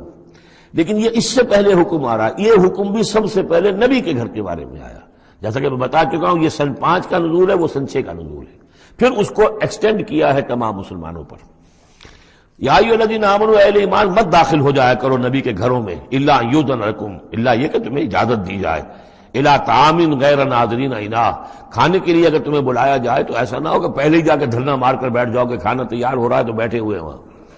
ولیکن اذا دعیتم فادخلوا، جب تمہیں بلایا جائے تب داخل ہو. فاذا طعمتم فانتشروا، جب کھانا کھا لو تو پھر وہاں سے منتشر ہو جاؤ، چلے جاؤ. ولا مستانسین لحدیث، اور وہاں بیٹھ نہ رہو وہ ڈیرا جما کر کے اب حضور کی باتیں سنیں گے، کچھ گفتگو ہوگی تو بیٹھے رہیں. ان ذالکم کان یؤذی النبی، یہ چیز نبی کے لیے ایذا کی باعث تھی، انہیں تکلیف پہنچا رہی تھی. وہی جو پرائیویسی ہے گھر کی، اب اس میں یہ ہے کہ کوئی آ گیا ہے اور دھرنا مار کے بیٹھا ہوا ہے اور حضور کی مروت ہے، حضور شرافت کی وجہ سے کچھ کہہ بھی نہیں سکتے ہیں. اور ظاہر بات ہے وہ کوئی ایک کنال کے اور ایک ایکڑ کے گھر تو تھے نہیں، وہ چھوٹا سا کوئی ایک حجرہ ہے. اب اسی میں بعض اوقات ایسا ہوتا تھا کہ حضرت عائشہ کے حجرے میں کوئی شخص آ گیا ملنے کے لیے، اس نے اذن چاہا تو حضور نے بلا لیا تو حضرت عائشہ ذرا پیٹھ موڑ کر بیٹھ گئی، اپنی کمر ادھر کر دی، کوئی چادر اوپر لے لی، اور کہاں جگہ تھی وہاں پر. وہیں پر آ کر وہ شخص آ کے اپنی بات کرتا تھا پھر چلا جاتا تھا. تو فرمایا کہ یہ چیزیں جو ہے یہ یقیناً تکلیف باعث بن رہی تھی. ان ذالکم کان یؤذی النبی فیستحیی منکم، تو وہ تو تم سے حیا کرتے ہیں، کہہ نہیں سکتے کچھ. واللہ لا یستحیی من الحق، اللہ کو حق کے بیان کرنے میں کوئی جھجک نہیں ہے. وَإِذَا سَأَلْتُمُوهُنَّ مَتَاعًا فَاسْأَلُوهُنَّ مِنْ وَرَاءِ حِجَابٍ. اب یہ پہلی مرتبہ لفظ حجاب آیا ہے قرآن میں. جب تمہیں نبی کی بیویوں سے کوئی چیز مانگنی ہو تو پردے کی اوٹ سے مانگو. یہ گویا کہ اس پردے اور حجاب کے لیے پہلا حکم آیا ہے کہ دروازوں کے اوپر پردے ڈال دیے جائیں، اور یہ کہ پردے کے پیچھے سے رو در رو ہو کر نہیں، ایک دوسرے کے آمنے سامنے ہو کر نہیں، پردے کے پیچھے سے مانگو. یہاں سے حجاب کا سلسلہ اب شروع ہوا. ذالک اطہر لقلوبکم وقلوبہن، یہی زیادہ پاکیزہ طرز عمل ہے تمہارے دلوں کے لیے بھی ان کے دلوں کے لیے بھی. ظاہر بات ہے کہ مرد اور عورت کے درمیان جو بھی اللہ تعالیٰ نے رکھی ہے، کشش رکھی ہے، اب ان چیزوں میں بہتر یہی ہے کہ نگاہ ایک دوسرے پر نہ پڑے. وما کان لکم ان تؤذوا رسول اللہ، اور تمہارے لیے یہ بالکل جائز نہیں ہے کہ تم اللہ کے رسول کو ایذا پہنچاؤ۔ اصل میں اس مسئلے میں ایک بات اور بھی سمجھ لیجئے، حضور کے ساتھ معاملہ خاص نہیں تھا۔ ایک تو یہ کہ یہ تمام اصلاحات ہیں جو تمام مسلمان معاشرے کے لیے ہیں، لیکن یہ کہ اس کے لیے چیریٹی بگنز ایٹ ہوم، پہلا کام جو شروع کیا گیا ہے وہ محمد رسول اللہ کے گھر سے۔ لیکن ایک دوسرا مسئلہ بھی ہے کہ جو منافق تھے اور ان میں سے جو شریر تھے وہ طاق میں رہتے تھے کہ کچھ اسکینڈل اٹھائیں حضور صلی اللہ علیہ وسلم کے گھر کے بارے میں۔ اب ظاہر بات ہے کہ حضور کے یہاں اتنی ازواج مطہرات تھیں، جب بعد میں آپ سوچئے کہ کسی کے دل میں یہ بھی آ سکتا ہے، جیسے فرض کیجئے کر کہہ رہا ہوں، حضرت عائشہ جوانی تھی جبکہ حضور کا انتقال ہوا، تو کسی طرف سے ایسی بات بھی آ سکتی تھی کہ ٹھیک ہے آپ ابھی اب تو اس وقت تو حضور کے گھر میں آپ آباد ہیں، لیکن یہ ہے کہ بہرحال اب حضور کو انتقال ہونا ہے، پھر میں آپ سے شادی کر لوں گا، کوئی ایسا پیغام دے کر، تاکہ یہ کہ نقب لگانے کا ایک موقع مل جائے، گھر کے اندر محمد کے گھر میں نقب لگائے۔ اس اعتبار سے خاص طور پر ضرورت تھی کہ اس معاملے میں حضور کے گھر والوں کا معاملہ جو ہے اس کے اندر وہ احتیاطی اقدامات کیے جائیں۔ ما کان لکم ان تؤذوا رسول اللہ ہے، تمہیں یہ تمہاری روا نہیں ہے کہ اللہ کے رسول کو تم ایذا پہنچاؤ، ولا ان تنکحوا ازواجہ من بعدہ ابدا، یہاں وہ روک لگا دی، اور نہ یہ جائز ہے تمہارے لیے کہ تم اس کی بیویوں سے ان کے بعد نکاح کرو کبھی بھی۔ یہ بین، چونکہ ویسے بھی وہ ازواجہ امہاتہم، اس کی جو بیویاں ہیں حضور کی وہ تو تمہاری اہل ایمان کی مائیں ہیں، وہ ایک درجہ وہ بھی آ گیا، اب خاص صراحت کے ساتھ بھی کہہ دیا ولا ان تنکحوا ازواجہ من بعدہ ابدا، حضور کی ازواج کے لیے چونکہ اس کا کوئی امکان نہیں تھا، اسی لیے حضور کسی کو طلاق نہیں دے سکتے تھے، طلاق دیں تو ظاہر بات ہے وہ کسی اور سے تو نکاح کر نہیں سکتی۔ یہی وجہ ہے کہ تعدد ازدواج کا معاملہ حضور کے لیے زیادہ ایکسٹینڈ کر دیا گیا۔ ان ذالکم کان عند اللہ عظیما، اور یہ چیز اللہ کے نزدیک بہت بڑی ہے۔ تو اس سے یہ کہ اگر کسی کے لیے کسی کے دل میں کسی خبیث کے دل میں کوئی خیال ایسا آ بھی رہا ہو تو اب یہاں یہ کہ اس کی روک لگ گئی کہ یہ بات جو ہے یہ دروازہ یہ ہمیشہ کے لیے بند ہے۔ ان تبدوا شیئا اور تخفوہ فإن اللہ کان بکل شیء علیما، خواہ تم کسی چیز کو ظاہر کرو اور خواہ تم چھپاؤ، اللہ تعالیٰ تو ہر چیز کا علم رکھتا ہے۔ لا جناح علیکم علیہن فی آبائہن، اب یہ وہ حکم آ رہا ہے جو تفصیل سے آیا ہے بڑی، وہ تو اب ہم پڑھ چکے سورہ نساء میں، وہ بعد میں آیا ہے، یہ ذرا مختصر آ رہا ہے کہ گھر میں داخلے سے جن کو روک دیا گیا ہے کہ وہ گھر سے باہر کھڑے ہو کر مانگنے جو کچھ مانگنا ہے، گھر میں داخل نہیں ہو سکتے۔ اب اس میں استثناء کون کون ہے، کون گھر میں جا سکتا ہے، اندر جا سکتا ہے، زنانے میں کون جا سکتا ہے؟ لا جناح علیہن، کوئی حرج نہیں ہے نبی کی بیویوں پر، فی آبائہن، ان کے باپوں کے بارے میں۔ حضرت عمر آئیں حضرت حفصہ کے گھر میں کوئی رکاوٹ نہیں، حضرت ابو بکر آئیں حضرت عائشہ کے گھر میں کوئی رکاوٹ نہیں، ولا ابنائہن، نہ ان کے بیٹوں کے بارے میں، ولا اخوانہن، نہ ان کے بھائیوں کے بارے میں، ولا ابناء اخوانہن، نہ ان کے بھائیوں کے بیٹے یعنی بھتیجوں کا، ولا ابناء اخواتہن، اور نہ ان کی بہنوں کے بیٹے یعنی بھانجوں کا، ولا نسائہن، اور نہ ہی ان کی اپنی جان پہچان والی عورتوں کا، ولا ما ملکت ایمانکم، اور جو غلام یا جو لونیاں ہیں، اور اکثر و بیشتر اہل سنت کے نزدیک یہاں سے لونیاں مراد ہیں، ان کے بارے میں ٹھیک ہے وہ گھر میں داخل ہوں۔ گویا کہ یہ جو تفصیلی آیت آئی ہے سورہ نساء میں، اس کا یہ نیوکلیس جو ہے جو شروع میں وہ یہ ہے جو سورہ احزاب کے اندر، یہ مختصر ہے، مزید اس میں پوری فہرست کر کے اس کو مکمل کر دیا کہ یہ ہے محرم، اور جو محرم ہے وہ محرمات ابدیہ ہیں، ان سے کبھی بھی کسی بھی حالت میں نکاح ہو ہی نہیں سکتا اس عورت کا۔ باقی یہ ہے جتنے بھی مرد ہیں وہ نامحرم ہیں، وہ باہر رہیں گے، کچھ چیز مانگنی ہے پردے کے اوٹ سے مانگیں گے، یہ ان کا معاملہ رہے گا، اور گھر میں داخل ہوں گے اگر تو عورت پردہ کرے گی، جیسے کہ حضرت عائشہ کا میں نے آپ کو طریقہ بتایا، یا اگر کہیں دو کمرے ہیں تو عورت کسی اور کمرے میں جائے گی اور وہ جو ہے وہ کسی اور کمرے میں آئیں گے۔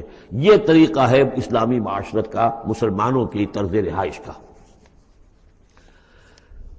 واتقین اللہ، اور اے نبی کی بیویوں ڈرتی رہو اللہ سے، ان اللہ کان علی کل شیء شہیدا، یقیناً اللہ تعالیٰ ہر چیز پر گواہ ہے۔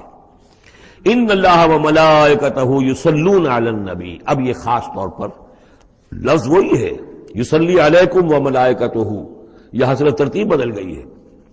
یقیناً اللہ اور اس کے فرشتے رحمت اور شفقت اور عنایت نازل کرتے رہتے ہیں نبی پر صلی اللہ علیہ وسلم۔ یا ایھا الذین آمنوا صلوا علیہ وسلموا تسلیما، اے ایمان کے دعوے دارو، اے ایمان لانے والو، تم بھی ان پر رحمت بھیجتے رہا کرو، اور تم بھی اللہ تعالیٰ سے دعا کرتے رہا کرو کہ اللہ ان کے اوپر اور درود بھیجے اور رحمت بھیجے۔ وسلموا تسلیما، انہیں سلام کیا کرو، ان کو سلام بھیجا کرو۔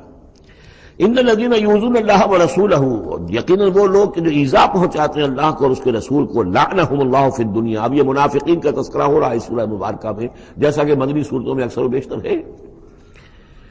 ان الذین یؤذون اللہ ورسولہ، بے شک وہ لوگ کہ جو ایذا پہنچاتے ہیں اللہ اس کے رسول کو، لعنہم اللہ فی الدنیا والآخرہ، تو لعنت اللہ نے ان پر لعنت کر دی ہے دنیا اور آخرت دونوں میں. وعد لہم عذابا مہینا، اور ان کے لیے ایک بڑا اہانت آمیز عذاب تیار کر رکھا ہے.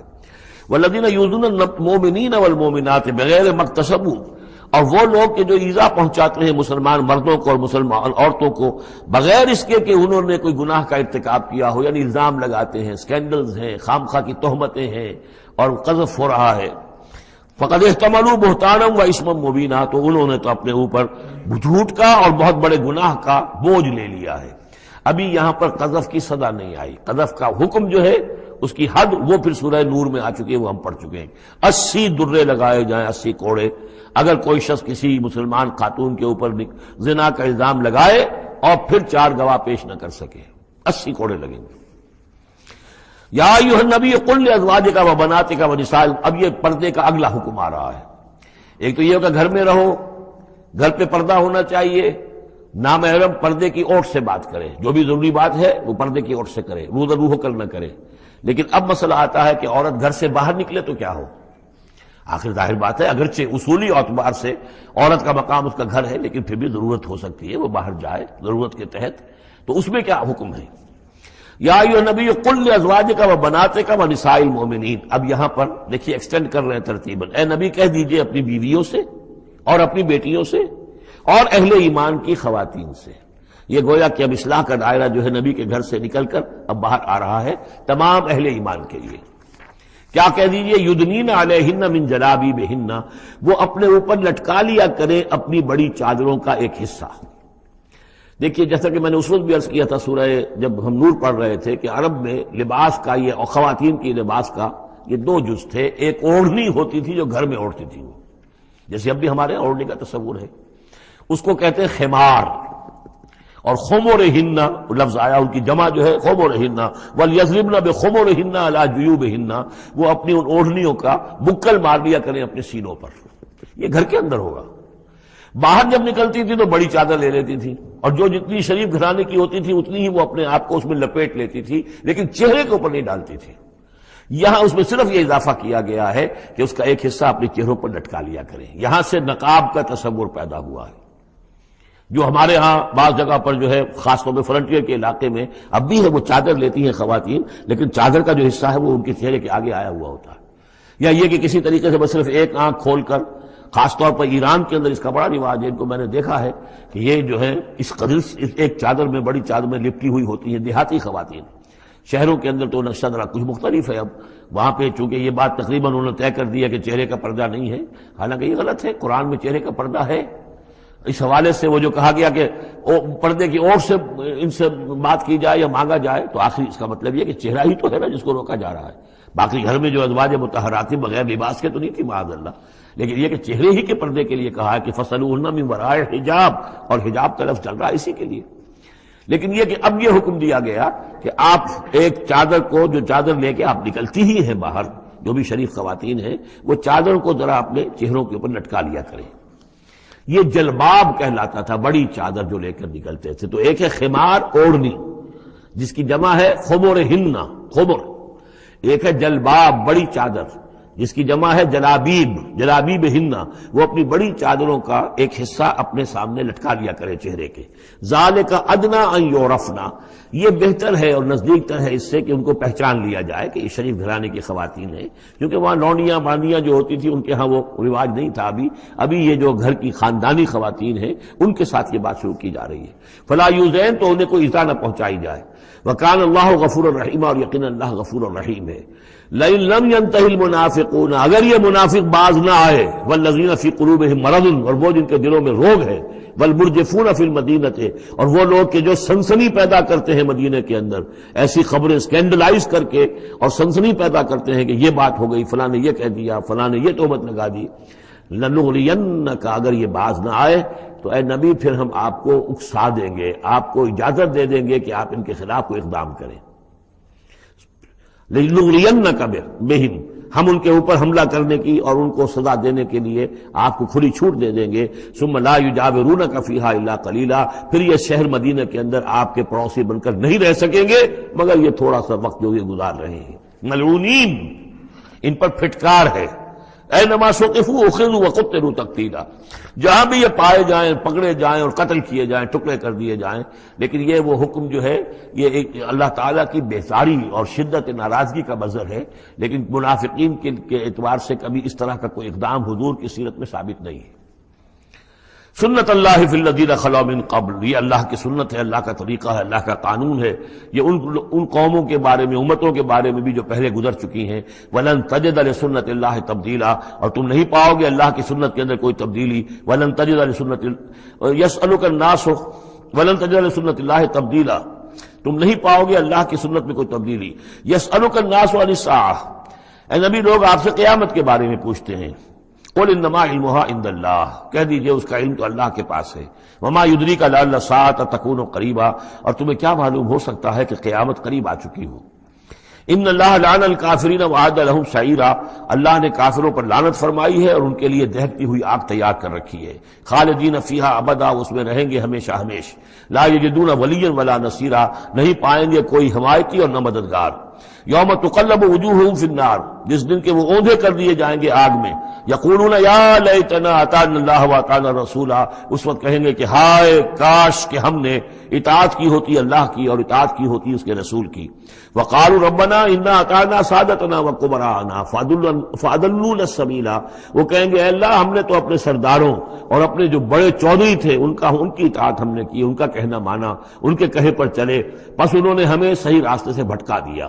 ربنا آتہم ضعفین من العذاب، اللہ ان کو دگنا عذاب دے. ولعنہم لعنا کبیرا، اور ان پر لعنت فرما بہت ہی بڑی لعنت. یا ایھا الذین آمنوا لا تکونوا کالذین آذوا موسیٰ وبرأہ اللہ مما قالوا، اہل ایمان ان لوگوں کے مانند نہ ہو جاؤ کہ جنہوں نے موسیٰ کو اذیت دی تھی. دیکھیں موسیٰ کو ایک اذیت تو وہ تھی جو ہم سورہ مائدہ میں پڑھائے ہیں کہ جب موسیٰ نے کہا علیہ الصلوۃ والسلام کہ اب اللہ کی راہ میں جنگ کرو، اور پوری قوم نے انکار کر دیا. ظاہر بات ہے کہ جو آپ پر بیزاری طاری ہوئی، جس پر آپ نے کہا کہ رب انی لا املک الا نفسی واخی فافرق بیننا وبین القوم الفاسقین، تو اس سے اندازہ ہو رہا ہے کس قدر آپ کو تکلیف پہنچی ہے. ایک بات روایات میں آتا ہے کہ آپ پر کوئی جسمانی عیب بھی لگایا گیا تھا. وہ اپنی حیا اور شرم کی وجہ سے وہ اپنا لباس جو ہے وہ خاص طور پر اکثر و بیشتر کبھی بھی آپ عریاں نہیں ہوتے تھے. جو ان کے ہاں جو رواج تھا ان میں یہ ہے کہ اتنا لحاظ نہیں رکھتے تھے، لیکن یہ کہ اب انہوں نے یہ کہنا شروع کر دیا کہ کوئی عیب ہے ان کے اندر جسمانی طور پر جس کی وجہ سے یہ اتنے شرم اور حیا کا مظاہرہ کرتے ہیں. بہرحال اللہ تعالیٰ نے اس کے لیے ایک سبیل پیدا کی. ایک لمبا قصہ ہے کہ جو احادیث میں موجود ہے. تو فرمایا تو اب یہ ہے ذاتی قسم کی ایذا، اور میں سمجھتا ہوں کہ وہ حدیث کے اندر جو واقع ہے وہ صحیح ہے، اس لیے کہ یہاں بھی ذاتی قسم کی ایذا ہے جس کا تذکرہ ہو رہا ہے کہ حضور کو حضور کے ازواج مطہرات کے حوالے سے کوئی اس طرح کا سکینڈل اٹھا کر جو ہے تو وہ تو تکلیف، جیسے کہ سورہ نور میں ہم پڑھ آئے ہیں کہ کس قدر دن آپ پر سخت گزرے ہیں وہ، جبکہ حضور حضرت عائشہ پر جو ہے وہ تہمت لگائی گئی تھی. تو یا ایھا الذین آمنوا لا تکونوا کالذین آذوا موسیٰ، ان لوگوں کے معنی نہ بن جاؤ کہ جنہوں نے موسیٰ کو اذیت دی تھی. فبرأہ اللہ مما قالوا، تو اللہ تعالیٰ نے انہیں بری ثابت کیا، ان کی ثابت کر دیا کہ ان میں وہ عیب نہیں ہے جو انہوں نے ان پر لگایا تھا. وکان عند اللہ وجیہا، اور وہ تو اللہ کے نزدیک بہت وجیح انسان تھے، صاحب حیثیت، صاحب وجاہت. یا ایھا الذین آمنوا اتقوا اللہ وقولوا قولا سدیدا، اہل ایمان اللہ کا تقوی اختیار کرو اور بات کرو سیدھی. خاص طور پر یہ گھریلو زندگی کے اندر چونکہ یہ معاملات ہو رہے ہیں تو یہ کہ گھریلو زندگی میں خاص طور پر انسان جو ہے زبان کا استعمال جو ہے اس میں محتاط رہے. یصلح لکم اعمالکم، اللہ تعالیٰ تمہارے سارے اعمال درست کر دے گا. ویغفر لکم ذنوبکم، اور اگر کبھی کسی نسیان یا کسی جذبات کے رو میں کوئی غلطی ہو جائے گی تو اللہ تعالیٰ تمہاری خطائیں بخش بھی دے گا. وَمَن يُطِعِ اللَّهَ وَرَسُولَهُ فَقَدْ فَازَ فَوْزًا عَظِيمًا، اور جو کوئی بھی اللہ اور اس کے رسول کی اطاعت پر کاربند ہو گیا اس نے تو بہت بڑی کامیابی حاصل کر لی. یہ دو آیتیں جو ہیں یا ایھا الذین آمنوا اتقوا اللہ وقولوا قولا سدیدا یصلح لکم اعمالکم ویغفر لکم ذنوبکم ومن یطع اللہ ورسولہ فقد فاز فوزا عظیما، یہ بھی حضور نے خطبہ نکاح میں شامل کی تھی.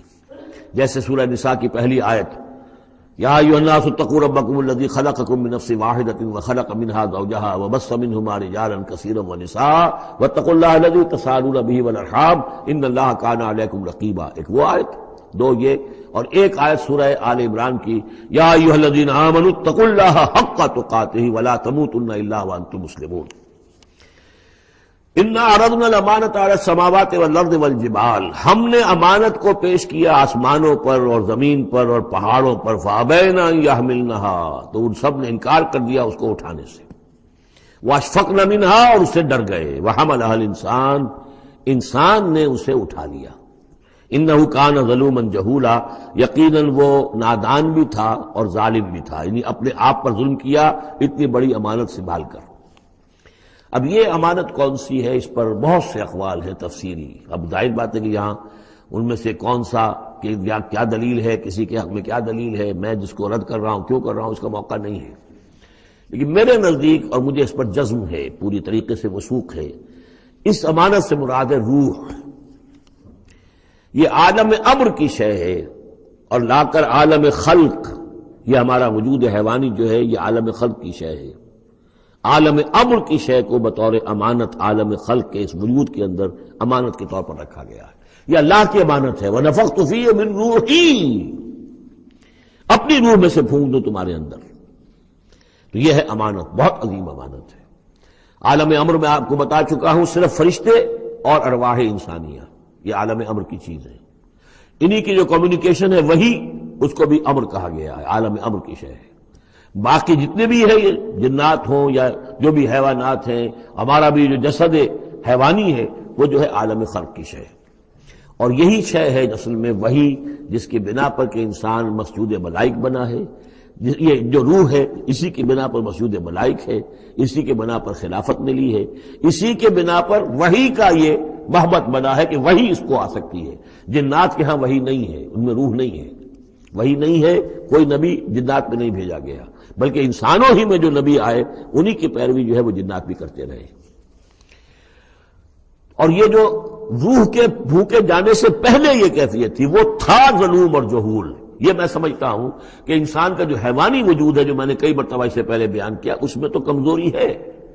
خلق الانسان من عجل، خلق الانسان ضعیفا. انسان جو ہے وہ تو اس کی فطرت، اس کی خلقت کے اندر جلدی عجلت پسندی بھی ہے، انسان کمزور پیدا کیا گیا ہے. یہاں ظلوم اور جہول کہا جا رہا ہے. اگر تو صرف حیوان انسان ہوتا اور اس میں روح خدا بندی نہ پھونکی گئی ہوتی تو ظلوم اور جہول تھا. لیکن روح خدا بندی پھونکے جانے کے بعد اب صورت وہ نہیں ہے.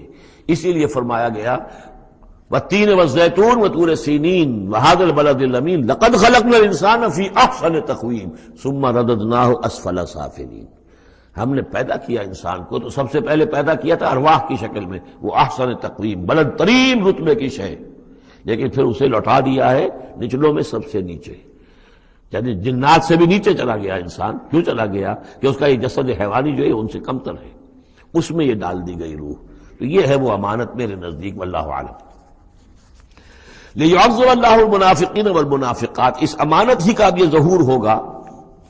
اس کا نتیجہ کیا نکلے گا؟ جو اس امانت کا حق ادا کرے گا اس کے لیے اللہ تعالیٰ کے لیے روح و ریحان و جنت نعیم. جو اس امانت میں خیانت کرے گا، اس کا حق ادا نہیں کرے گا، وہ حیوانی بن کر رہ جائے گا، حیوانی خواہشات اور حیوانی ہی داعیات کا تابع فرمان بن کر رہ جائے گا.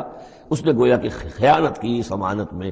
اس کے لیے لِيُعَذِّبَ اللَّهُ الْمُنَافِقِينَ وَالْمُنَافِقَاتِ وَالْمُشْرِكِينَ وَالْمُشْرِكَاتِ، تاکہ نتیجہ یہ نکلے کہ اللہ عذاب دے منافق مردوں کو، منافق عورتوں کو، اور مشرک مردوں کو اور مشرک عورتوں کو.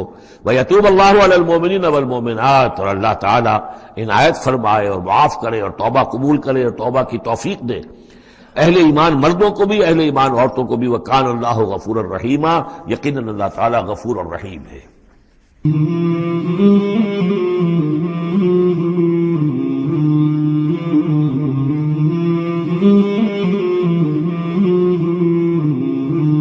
مولاي صل وسلم دائما أبدا على حبيبك خير الخلق كلهم. مولاي صل وسلم